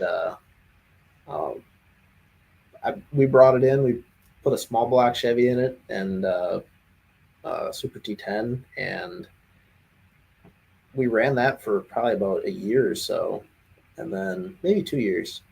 And after a while, I started working full time in a factory, and I actually had access to real money at that point. Nice. So dangerous. Yeah, that's exactly where it starts. And throughout a couple years in between there, I'd put aluminum heads on a small block and all that stuff, and I swapped a T5 into it as well. And we had been testing on the street and stuff a bunch back then, and I ended up shattering third gear in a T5, which everybody knows you'll do. Yeah. And at that point, it was like, well, we need to buy a trans that I can never break. So I bought a T56 that was rated at like 1,200 horsepower, and that's kind of where this whole twin turbo thing started. Because the transmission's rated for this much power. There's no sense in putting a small block that only makes 400 behind in front of it. So yeah, because we got all this room to grow. Yeah. So we knew nothing really about fuel injection. Me and my buddy Adam. He also has a YouTube channel, Redneck Racing. So if you want to see some old stuff, that's where to see that. Old stuff. You mean like 4 years ago, 5 years ago? Like the small block Chevy stuff that we didn't know what we were doing. It's that's awesome. It's comedic. But no, we broke third gear, and I got a trans that would hold power, and so we kind of dove headfirst into the LS stuff because as far as making cheap power and reliable power, that's kind of what we heard was the way to go. Yeah. We didn't know what we were doing, but we just kind of went for it. And we ended up building a 6-liter LS, pretty much bone stock other than the rods and pistons, and I put a set of heads on it. Nice. So not stock at all. Stock crank and block. That's just, it. Everything else has been touched. Everything, pretty close to stock though. The only things that are stock I think left, I think, are the crank and the block. So yeah, bolt-ons. Yeah, exactly. On, yeah. But no, and then he convinced me to do twin turbos, and that wasn't really hard to do. He didn't have to twist my arm that bad. So right, especially like he's like, dude, look at all this room under the hood of this Camaro. Yeah, we have so much room. There's plenty of room, and the turbos were actually under the hood for probably about a year. Oh, that's so boring. And that's kind of what I figured. Like, you don't know if you have a turbo unless you can see it. Thank you. That's the obvious answer. Yes. So I ended up sticking them out through the hood. A lot of it was just to see what kind of attention we could drag with the car. So it was kind of cool, and I don't know, pretty neat. And it turned into this. This photo was shortly after they went through the hood, which was, I think, right before the unfortunate mishap. But yeah. And I'll tell you, this car is a ton of fun to watch, or the new car is a ton of fun to watch. We're going to talk about the new car in a minute, but it's a ton of fun because, man, those turbos just rock when it's on the two steps. I'm sure at night this thing looks It is intimidating. Sick. It'll shoot like a 4 or 5 foot fireball out of both Yes. stacks and the wastegates, and it is the loudest car at the track on the two step. That's Yeah. a guarantee. Well, and I think what's really fun, and this is going to sound bad, but as young as you are, and then you pull up and it's got turbos out of the hood, and people are like, "Oh man, what do we got going on here?" And then like the car works, man. Yeah. You know, I didn't know it was a stick the first time you launched. And I was like, "Man, he left pretty easy." But then after learning, I was like, "Oh yeah. Yep. Keep things together, especially when you drive it all the way from home." Mm-hmm. So. Yeah, so walk us through this car. So this car is T56. Is this car T5, you said, or T56? Currently, it is a face-plated T56 from Tick Performance. It's their ultimate drag racing transmission. It's got a triple disc R monster clutch. It's a 6-liter LS with 237 PRC heads, twin 62, 67 millimeter turbos, just air-to-air intercooler. It's on pump E85, and it's on a ladder bar setup. Currently, it's sitting on coilovers. This picture was taken with the stock, pretty much stock suspension. So, Wow, that's awesome. And so this car, unfortunately, whoops. part of being a YouTuber is recording stuff and putting out there. But listen, I started recording to YouTube at 2016 or 17 because, man, I wanted those memories. Like I wanted that, and I wanted people to know if I'm willing to screw up, you can too, and it's fine. You know what I mean? Because it shows, hey, I got some resilience here. So tell us what happened. So long story short, probably about at this point, we've been testing and messing around on the street like a lot of car guys do, and we've never had a problem with it. And, it's just, you kind of get looser on your checks and safety stuff, and just looser in general. And it kind of got the best of me anyways. And we always went and took our buddies for rides and stuff in each other's cars and whatever. And it was right after I got the faceplated transmission, and I've been driving around for a couple weeks. So, with the faceplated thing, and I figured out how to shift it without using the clutch, and went to go take a buddy for a ride and stuff, and didn't turn out so good. So a lot of it was I didn't do any of my checks that I should have. I should have set tire pressure. I should have changed shock settings. I should adjust the anti-roll bar for the extra weight on the other side of the car. But you were just going for was it just a street drive? Yeah, we just went out on the street. And, yeah, man. And that's the thing. Oh, we weren't doing anything. We weren't crazy. So yeah, no. I got after it a little bit, and I think I had changed the steering rack as well from a regular gearbox to a rack and pinion, so that changed the ratio. Oh, nice. So it didn't quite react the way I was used to, and a lot of it, it was just I wasn't quite used to how the car reacted, and maybe a little overconfident on my side, and it got away from me a little bit. I tried to pull a chute to save it, and it ended up tap dancing off into a ditch full of about 3 foot of swamp water. So that was fun. And as you can see, there's a tree-shaped dent in the backside of her, and I smoked a dead tree with it on the side. It spun the car around, and it's pretty twisted up. Yeah, I would say that's no good. Everybody walked away with no injuries or anything. We got extremely, extremely lucky, and that has been the last time we've ever been on the street since then. So, well, I was going to say the hardest part about experience is that you have to get some experience to know what to do next time. You know what I mean? Like you get wild with it next time, it gets a little loose. You're like, I'm going to let out. Oh, yeah. Instead of trying to drive through, which, hey, we all have done that. We've all put cars in the ditches and on the side and up against trees. Yep. That's what I know. So New car. There was Yep. another shot in here. Hold on. So that's Yep. there after you. I'm sure after you got it home. Yeah, this shot here. So walk us through what's going on right here. Okay. The cage is actually my buddy Chevelle that we built this last year. Because I was But thinking, I'm like, dang, dude, did he? I was like, how did that cage not get damaged? I was thinking it no, was under the floor of the Camaro. the cage actually, and there's an 850 cage, and it's completely untouched. It just Wow. destroyed the body. Yeah. But long story short, I'm rebuilding that car. I'm going to leave the tree-shaped dent in it because I think it tells a story and it kind of shows people what you shouldn't do. And like, hey, Yeah. don't be stupid. You can get hurt. Don't do it. Yeah. Some of the best lessons are learned the hard way. And I think if anybody can, even one person can learn from my mistake, I think that is that's a win right there. So Yeah. Yeah. currently I'm rebuilding this car into a burnout car that I would take to bigger shows like Yeah. Destruction up at our local racetrack. You know, they got a big crowd, and I would do massive burnouts with.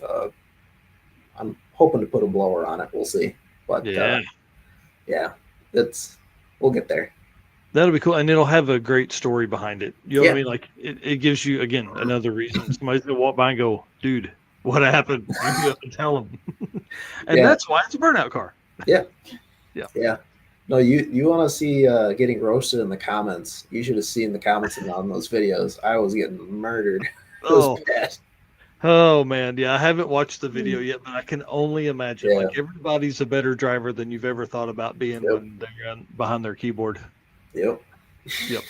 But again, like I said, dude, you got to, listen. I've put motorcycles in ditches. I've flipped stuff. All kind. That's the only way you know how to get that experience is to do that, or you just don't drive to the limit, but you don't know where that limit is. So exactly. Yeah, so I'm just glad you guys weren't hurt. But tell us about this new car. So how? Because from my understanding, this is a pretty quick turnaround. Yeah. So long story short, I've always heard stories of people getting scared of racing again after a wreck like that, and I love racing and I want to continue to race, and I did not want that to be a fear for me. Mm-hmm. So I pretty much threw everything I had at building a new car. I remember at one point in time, I had $134 in my bank account. You were rich, dude. Oh yeah, I was all in on this deal, and we built the car in 2 months. We had this new car back at the track in 2 months. Man, that's crazy. Yeah, we found a chassis a week after the wreck, up about 4 hours north of us, and we went and got that the next day. Man, that's crazy. Did it already have a cage and stuff in it? It actually had the cage in it. That's why I bought it, because I didn't want to have to redo the cage because that would take me another week or so. So, yeah. So was there a deadline? Like, was it a race you were trying to make? I mean, not really. It was just we were also challenging ourselves to see how fast we get it together. And I really wanted to rip that Band-Aid off of racing and just get it over with, get back on the track and get comfortable again, and but do it more responsibly this time. Well, I mean, you're already at the track. That helps. Exactly. Yeah. No, at least there's a safety crew there and stuff. So yeah. Any changes between the two cars, or did you basically just pull the powertrain, everything over, and put it in the new one? It's a very similar setup. This car has a lot more changes than the black car did. This is a ladder bar setup. So I went to coilovers in the back, and then just over this last winter, I put tubular A-arms in the front with coilovers and stuff like that. And I added a whole bunch of shock sensors and stuff last winter, and just trying to collect all the data that we can possibly get. Yeah. But otherwise, it's very similar setup. Same drivetrain. The rear end is actually out of that car. Believe it or not, it wasn't. Dang. It wasn't bent from what I could tell. I'm starting to have second doubts about it right now, but because it keeps chewing up the bearing on the passenger side. So I'm wondering if that housing is just a little bit tweaked and it's just enough to. Put some heat and pressure. You'll be fine. Yeah, we had a spare one on the heads up hustle. So nice. We were dialed. That's cool. Well, what engine management's in it? It's a Holly Dominator. Oh, dang, dude. Come Yeah. on. Yeah, I like your style. I go all in on everything. So Yeah, that's awesome. yeah. Yeah, normally it'd be, factory ECU or Terminator X, Yeah. but yeah, good job, dude. And Yeah. you start talking about data and data points. You almost have to have a Dominator at that Yeah. point to get everything. Especially in the stick shift game, because I made my own strain gauge. Because to buy a strain gauge shift knob, it's like $800. Mm-hmm. I don't want to spend that kind of money, so I just made my own. And I don't know if you guys know a feller named Evan Erkowitz. Oh, yeah. Yeah, he helps me out a lot, and Oh, nice. he helped me. I did the hardware side of it, and he kind of figured it out in the ECU and stuff, and That's awesome. it actually works pretty good. So what you're saying is you need to start mass producing those and I have thought about it, but selling those. we're gonna wait on that for a little while. Yeah, you got to get the car running 100%. Yeah, exactly. So let's talk ETs, man. What kind of times was this car running and or is running and all that? The fastest the car's ever been, has been a 910 at 155 on Man, about that's fast. 20 pounds or so. So Wow. we got time left on the table. I'm hoping to put her down in the 850s or 860s by the end of the year, but we'll see how that goes. But Well, the weather only gets better from here. that is true. Boost weather. Yeah, right. And they're out front, so it's perfect. Exactly. Helps with all the stuff. It's like a Ram Air effect. Yeah. All right. Well, I want to talk about one last thing in the Deechworks segment here, and then we're going to talk about the Heads Up Hustle next. Let's talk about the YouTube channel, dude. You do a great job. Bunch of videos over there. Man, a great follower account. So it means you're doing something right. So tell us why you started this, where it's headed. A lot of it has just been I enjoy making videos. I actually enjoy watching my own videos back sometimes, like a year or two later, and just be like, oh, yeah, we did that. That was cool. Yep. It's kind of cool to capture a bunch of memories and get to show other people that, I guess, because there's a lot of people out there that don't have the know-how or don't want to or the money to attempt, some of these things, and I think it's kind of cool if we can share that. So, it's a lot of that. When you get old like me, the documentation of those times is awesome. We're coming up on nearly 10 years of having stuff on YouTube. It's a big deal. So one of our best videos on the shop channel that we have, it was my dad and I putting a seat cover on, and my dad passed in 2020. So my kids were too little to really spend a ton of time. So their kids will be able to watch, what their great grandfather would have been able to, so I mean, it's really cool to have that. And plus, here's my biggest thing is I want to be able to, when I'm telling the story and people are like, whatever, I can be like, oh, well, hang on, let me just pull it up right here. I'll show you. It'd be easier if I showed you, Yeah. No, there's been tons of times I've done that. It's like, oh, you lit a Christmas tree on fire with your car? Oh yeah, here, look at this. Yeah, they're like, wait, what? Yeah, that's exactly right. There's a lot of cars that hopped Coke cans back in the 70s and 80s that nobody has proof of. But we'll all have proof of stuff we've done. So 4,000 subscribers, dude. Congratulations, especially on 78 videos. So it must mean you guys are doing something right. I'll tell you, that's it's pretty good numbers there. The thing that we did right was apparently rack. That's where all the subscribers came from. I don't recommend that kind of growth. I don't either. But no, we've seen a lot of return from the drag and drive as well. So that's been really really cool to see that people are enjoying that. Well, perfect. Well, let's use that to segue into the Performa-Built transmission segment here. And just want to say thanks to Deechworks and all the stuff they do for us here. Love those guys. Mark Campbell is going to be on next week for episode 120 to talk about 850 racing, which, you're talking about 850 stuff. 850 in the stick car, craziness. Violence is what that is. So I'm excited to have Mark on. He's not a stick shift guy. He's a guy, but whatever. But Performa-Built transmissions build some of the baddest automatics on the planet. and Ryan and the team up there just know how to do it. They specialize in GM stuff, 4L60, 4L80. They've got the standing 4L60 quarter mile record car right now.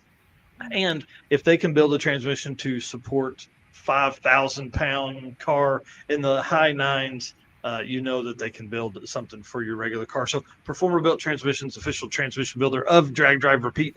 Okay, let's talk about this trip, dude. For the folks that are coming in just now, look, these young folks here, Nightmare Garage, Peter, Caitlin, drove this Camaro. Was this 1,000 miles, 800 miles, something crazy? Took a ferry across the water, did all kinds of fun stuff, did Heads Up Hustle 2025. So we're going to talk about that experience right here.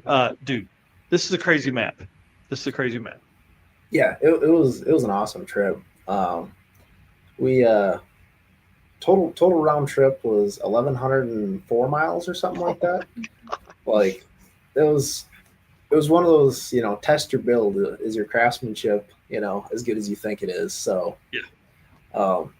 No, but we're kind of throwing around the idea of, going to Heads Up Hustle, and we're like, well, either we can drive through Chicago or we can take the Badger over, which is a ferry.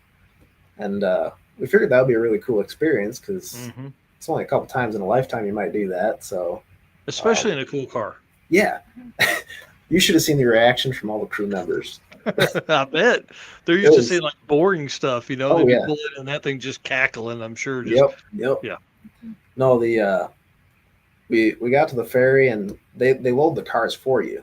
So I was a little bit nervous about it, but wait, hang on. Somebody had to drive this for you. They had to drive it onto the ship.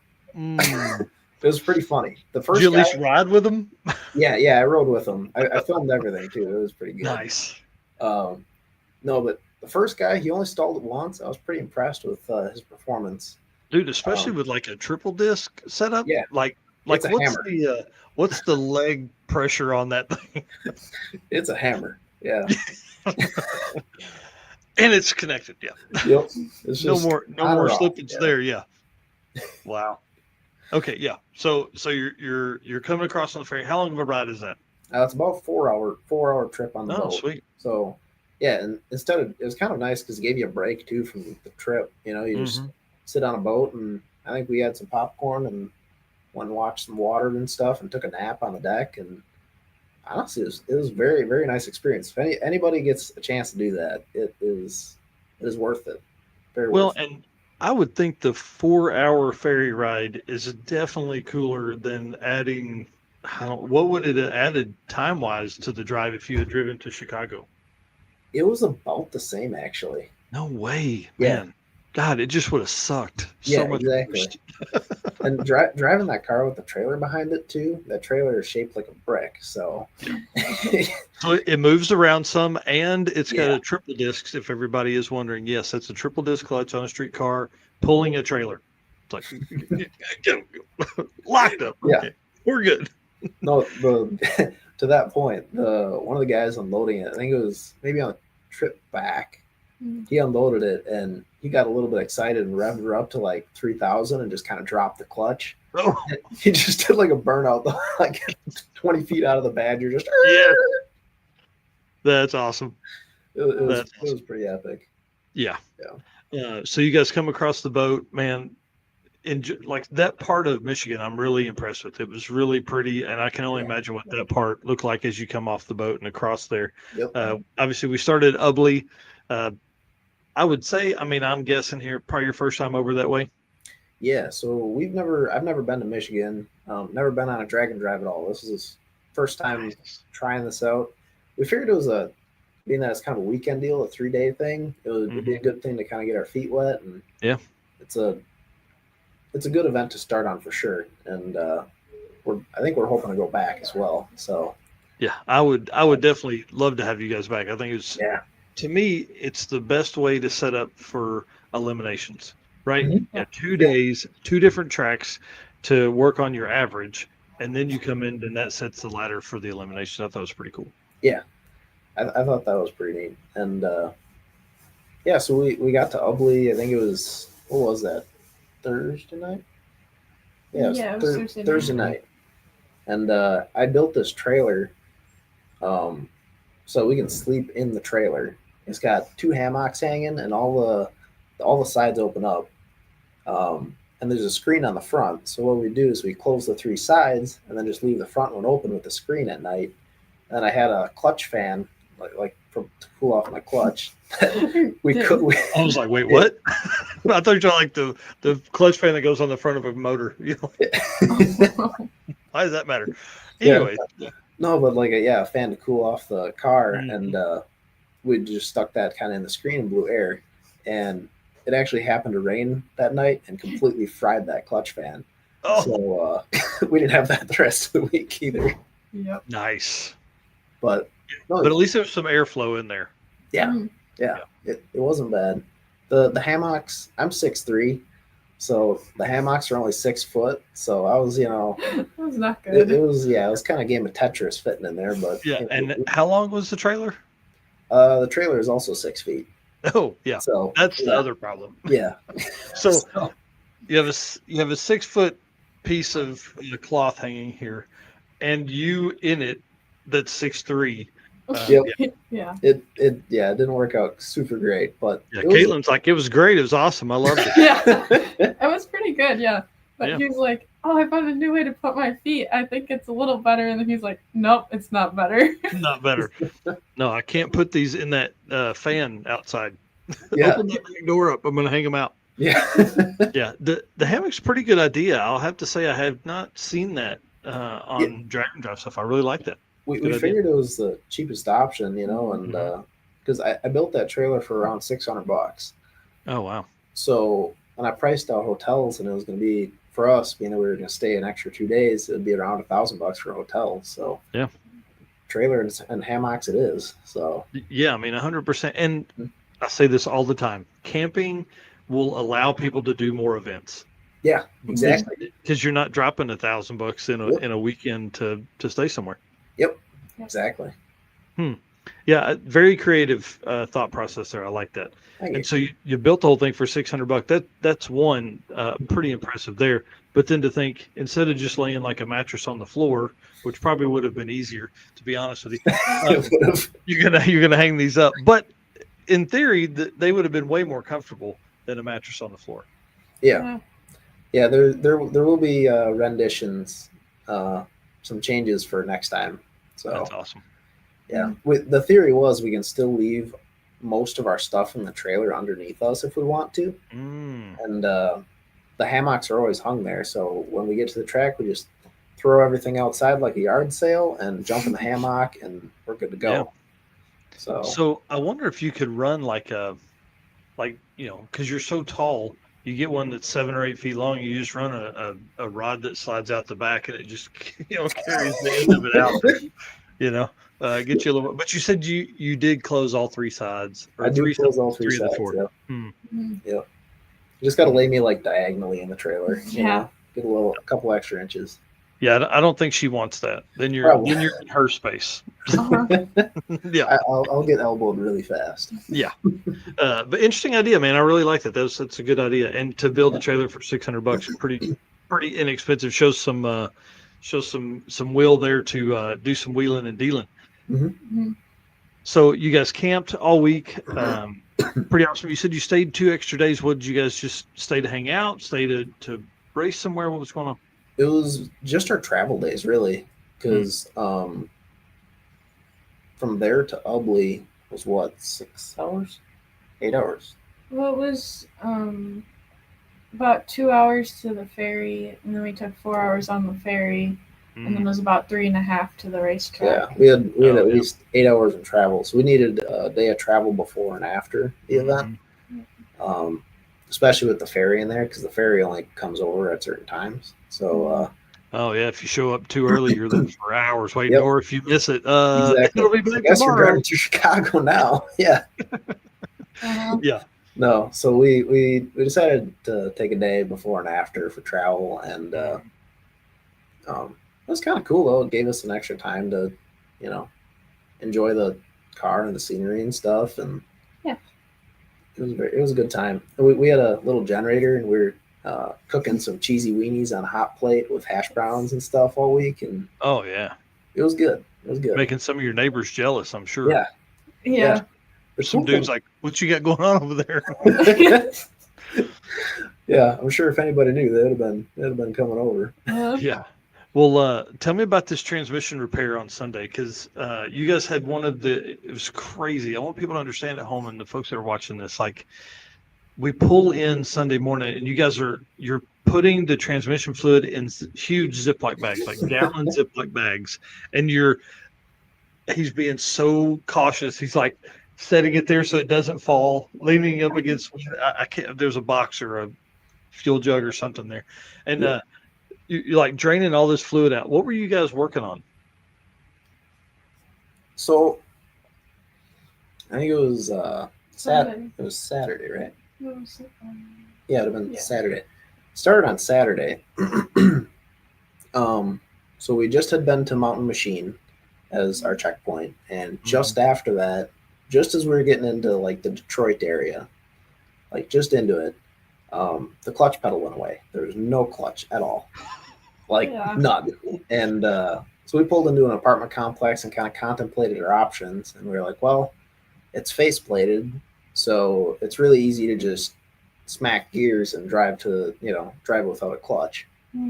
So we were running it on the starter at stoplights and stuff. We'd flip the ignition on and just put it in first and just let it rip on the starter for a while. Yeah, it was Poor bad. starter.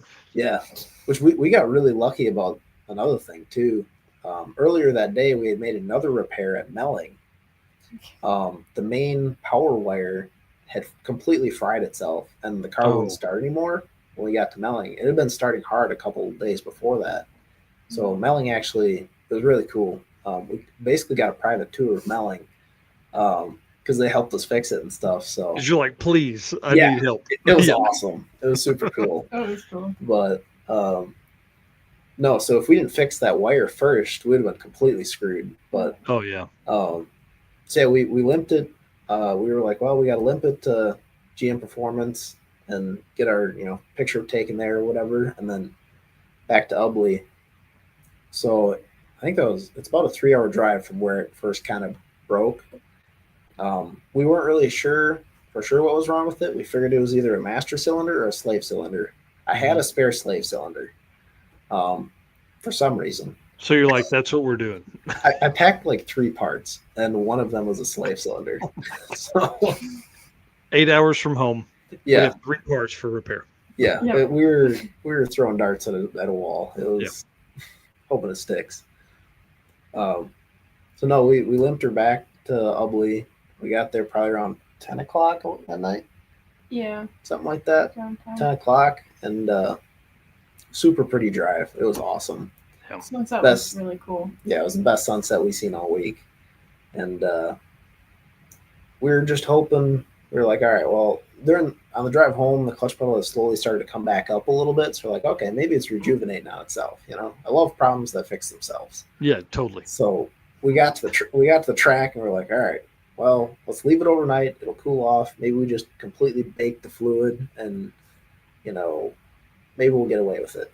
And so next morning, I went to go check on it and see how it was doing, and just pushed it with my finger all the way to the floor. Just nothing. Dang it.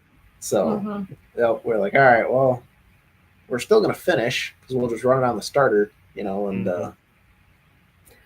off the line and just race it that way. We're not going to win or anything, but we'll finish, and it'll be awesome. But one of the other racers was kind enough to go grab us some brake fluid. So we threw that in the reservoir and started trying to figure out exactly what it was. And shortly after, I realized it was just dumping fluid out of the slave cylinder. Oh yeah. So at that point, we had about 2.5 hours till elimination started, and I figured we could probably pull the tranny in 3 or so. So we're gonna go for it and see if we can make it stick. Yeah. And so yeah, we went for it, and yeah, that's where the baggies come in. So the tranny takes special tranny fluid, and you can't find it at like any auto parts store. Oh, of course. Yeah, 2000. It's blue, and Smurf. Yeah, it looks like a Smurf. Yeah, it does actually. Yeah. But no, you can't find it anywhere. And I only had about 2 quarts extra, Oh along man. with me, so we had to make sure that we saved it. Yeah. Um, Yeah, it was very tense. it Like was, that, like yeah, as you guys are draining that is when I walk up with the camera and I'm like, I'll come back. I'll come back. yeah. And then you guys thrashed on that for I mean at least 2.5 or 3 hours. Like it was Yeah. solid thrash So over there. about 2 hours in or so, we finally got the tranny out. We never actually pulled the transmission out off of the car that way. Usually, I just pull the whole motor and trans out, and it's all done. Yeah. So long story short, it actually doesn't come off easily at all. Like there's a lot of stuff that's in the way, and we ended up pulling the bell housing off the motor, and that didn't work. So we ended up pulling the transmission off the bell housing, and like that barely squeaks by. Oh my gosh. It was not a good deal. Yeah.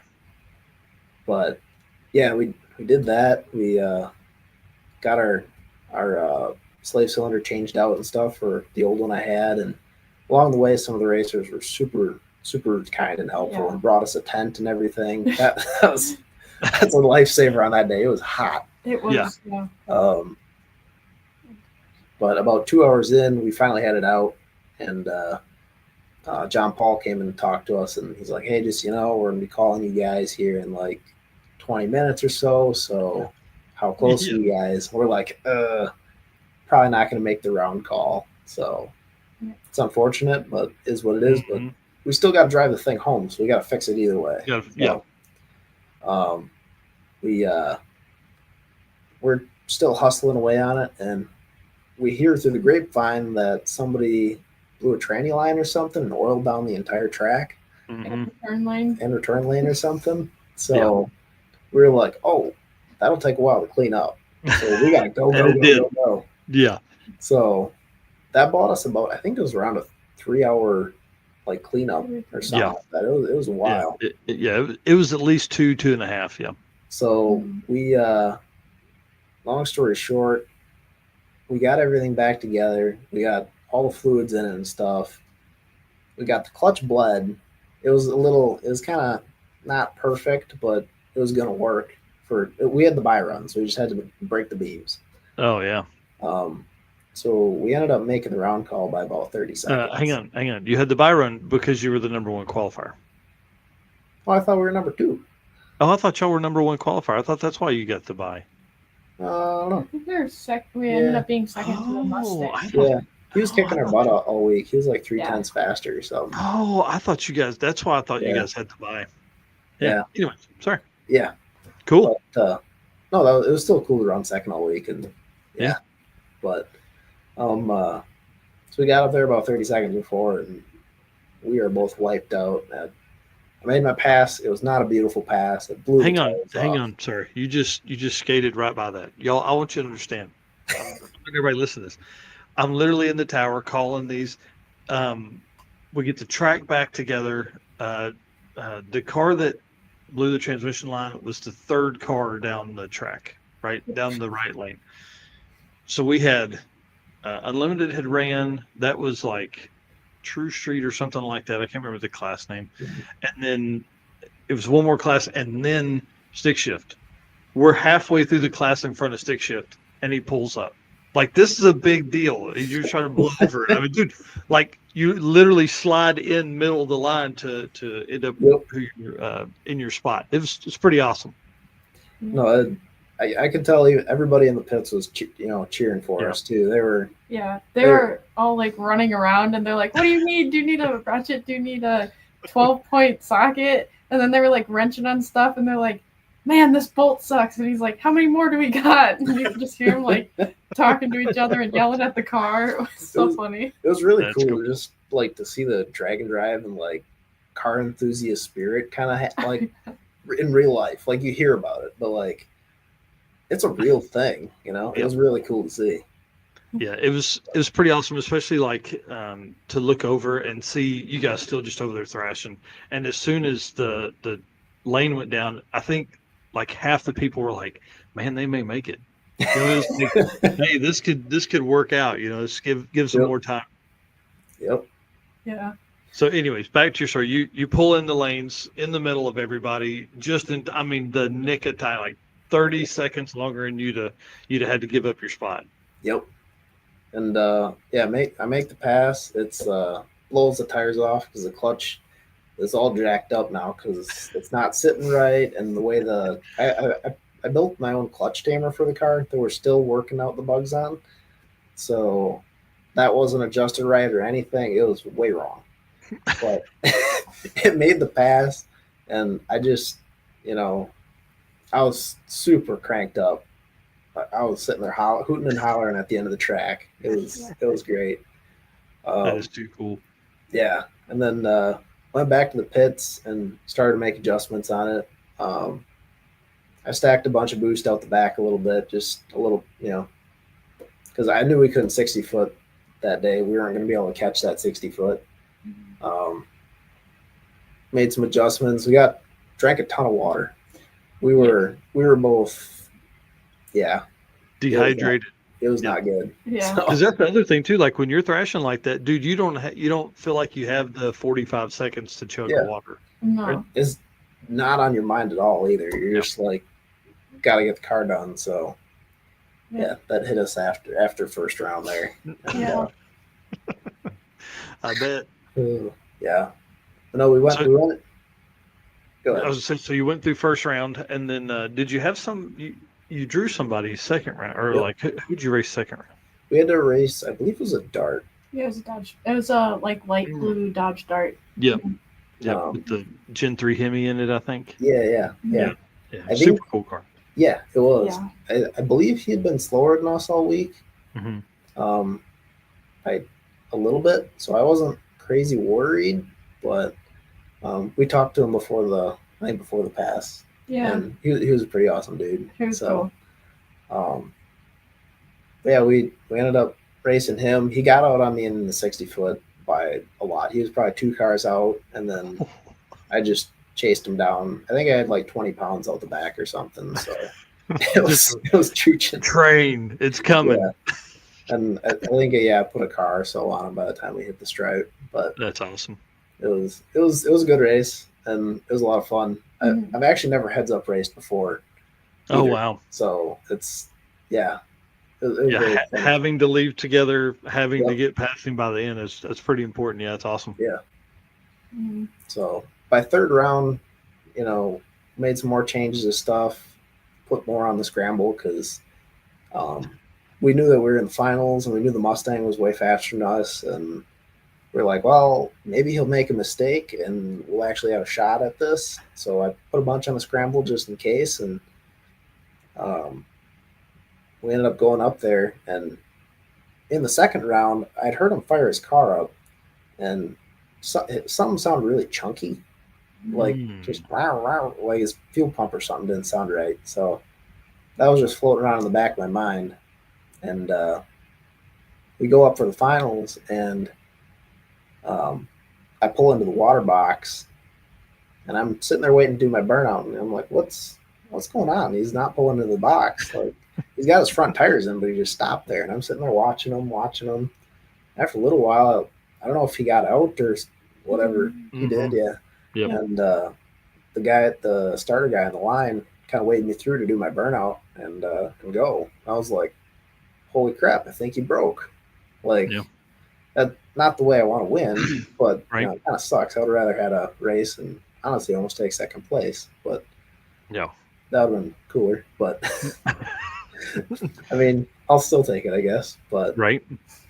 no, but I guess he burned up his fuel pump, or the relay for the fuel pump or something melted. And Oh, Yeah, I went and talked to them right after he made his pass, and the one guy that was with him said he just saw a bunch of white smoke come out the back, and he went up and he was like, nope, you're done, because they burned up the relay on the fuel pump right there. So dang. yeah, Well, it's probably better they didn't try and make some kind of pass and lean on it and yep, blow they everything blew to the whole shreds. thing up. Yeah, Yeah. so Wow. the pass in the finals was the slowest pass we made all week long. So it's a darn good thing. Yeah. Dang, We- dude, that's we- tough. We got lucky like 4 or 5 times throughout eliminations, and honestly, all of race week. It was, Yeah, I would say was crazy. you earned that luck, Yeah. thrashing like that to get that car back together is pretty cool. That's a story that'll never happen twice. It's Yeah. it's I'm I mean, I want folks at home to understand. Literally, 20, 30 seconds later, and he wouldn't have made the call. It was that close. So it's pretty cool to see that happen, and just to know that you guys thrashed that hard to get there.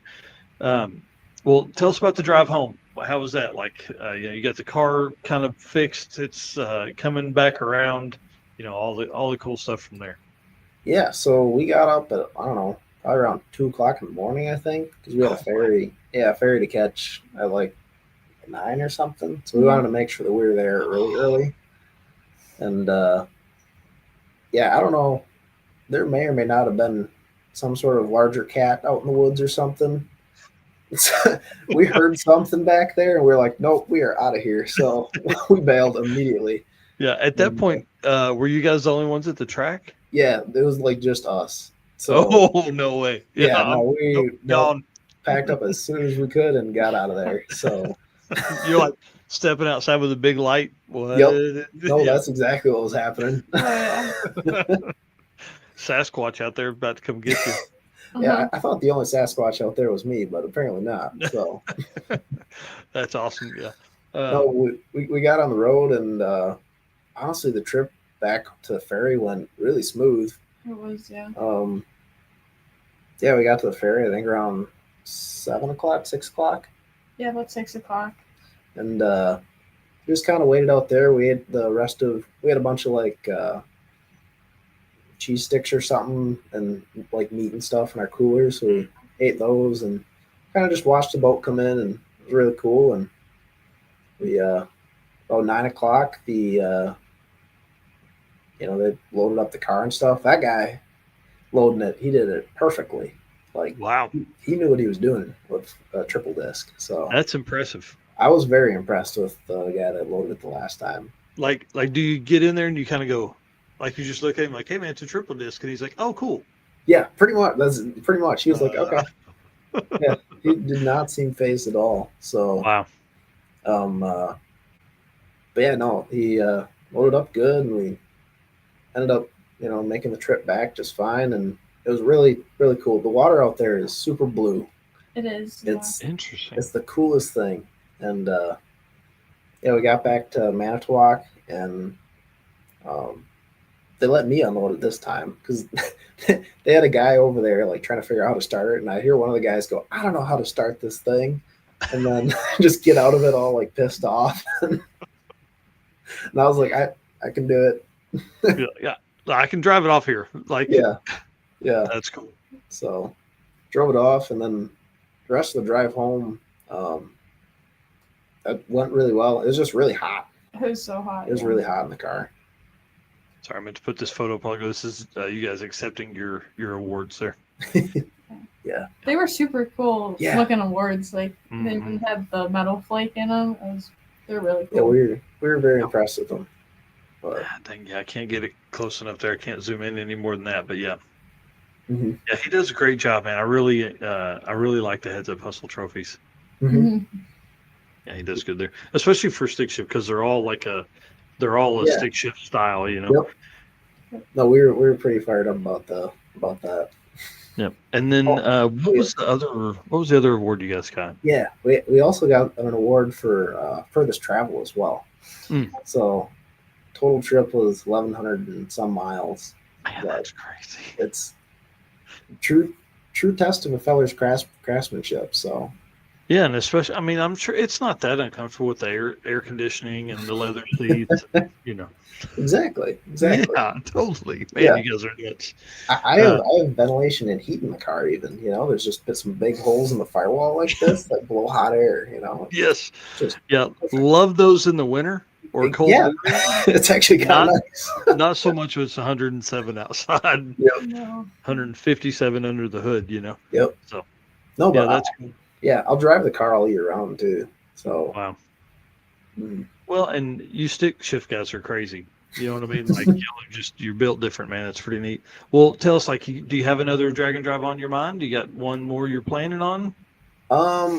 We may try to make it back to the Heads Up Hustle this next year. We'll see. We have weddings and stuff in July. Nice. So we'll see how that goes. But I think we'll definitely be trying to do another drag and drive here in the future. Yeah. Like other people's weddings?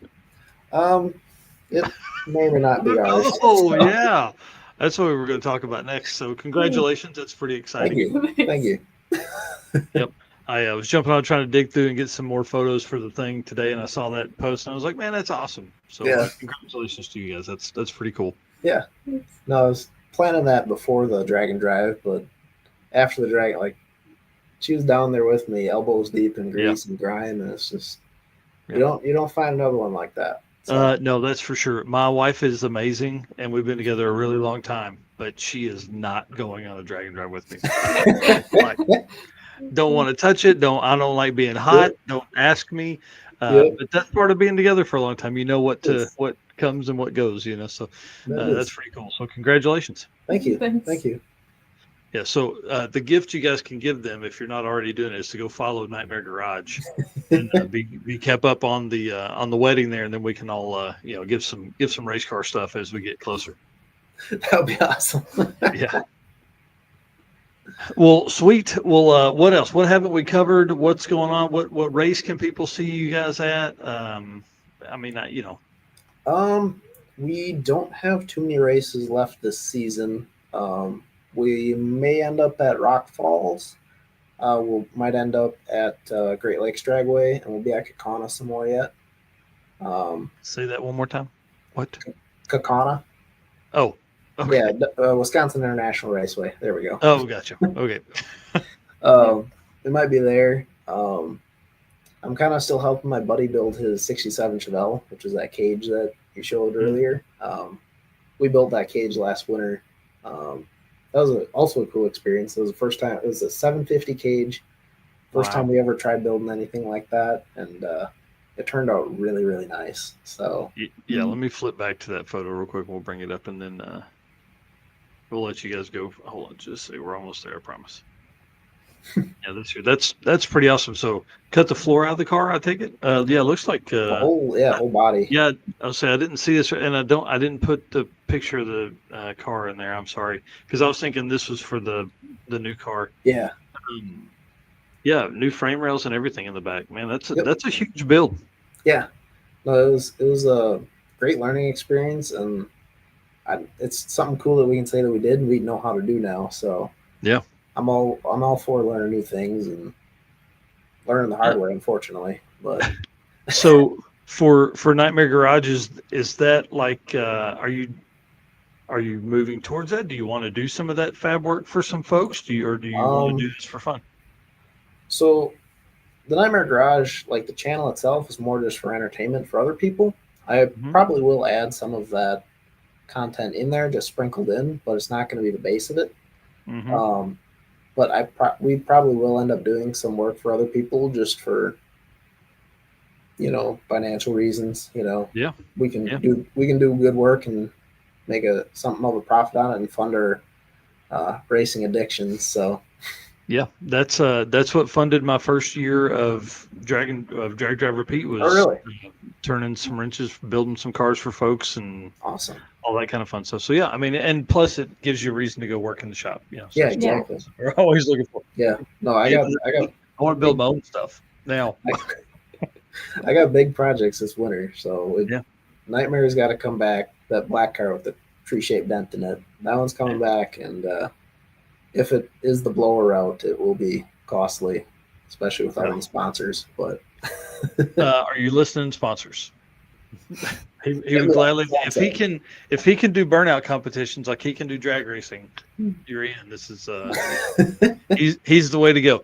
We all please stay backstage with me while I wrap this show up. But just want to say thanks again for coming on tonight. Again, everybody go follow Nightmare Garage on Facebook, YouTube, Instagram. Jump over there, get all that stuff going, and obviously in the chat or in the comments on y'all's videos, wish them best of luck on their engagement and all that kind of cool stuff. So thank y'all for being on tonight. I really appreciate it. Thank you. We appreciate the opportunity. It's actually been a lot of fun. Yeah. Oh man, I love this. This is great. And this again, I tell everybody, this won't be the last time you're on here. So as we get new updates and you guys get cool stuff happening, we'd love to have you back on. That'll be awesome. Yeah, that's really cool. All right, guys. Thanks so much. Hang on. Stay backstage. I'll be right back. Okay, thanks. All right, y'all. How cool of a show tonight. Dude had Bryant Goldstone, Brian Robbins on, had these young adults here on from Nightmare Garage just talking about all the cool stuff. But I'm telling you, episode 120, this is episode 119. Episode 120 is going to be even crazier. I've penciled in 90 minutes for 850 class hitters, just absolute monsters in the 850 class. Everybody that's been on has been an 850 something or an 8500 like Dustin and Steve Trance and Brian Acton. In drag and drive competition, Mark Campbell's been very close. The first 2 days he won and done 8502, 8503 at Drag Week 2023. So gonna be nuts. Y'all know that is my jam. I love that class. I feel like that class is like just the beast of a street car. Anytime you can go consistently 850s, it's pretty impressive. So they're going to be on next week. It's going to be awesome. I can't wait to do all that with those guys. Again, I've put out 90 minutes. So that's kind of our plan there, is to do that. So thank you guys so much for being our race car friends. Thank you for being here. I can't say it enough. Thank you for the comments. Thank you for all the stuff. Azim Sheik over here saying great show. Thank you very much, sir. I appreciate it. Thank y'all for watching tonight.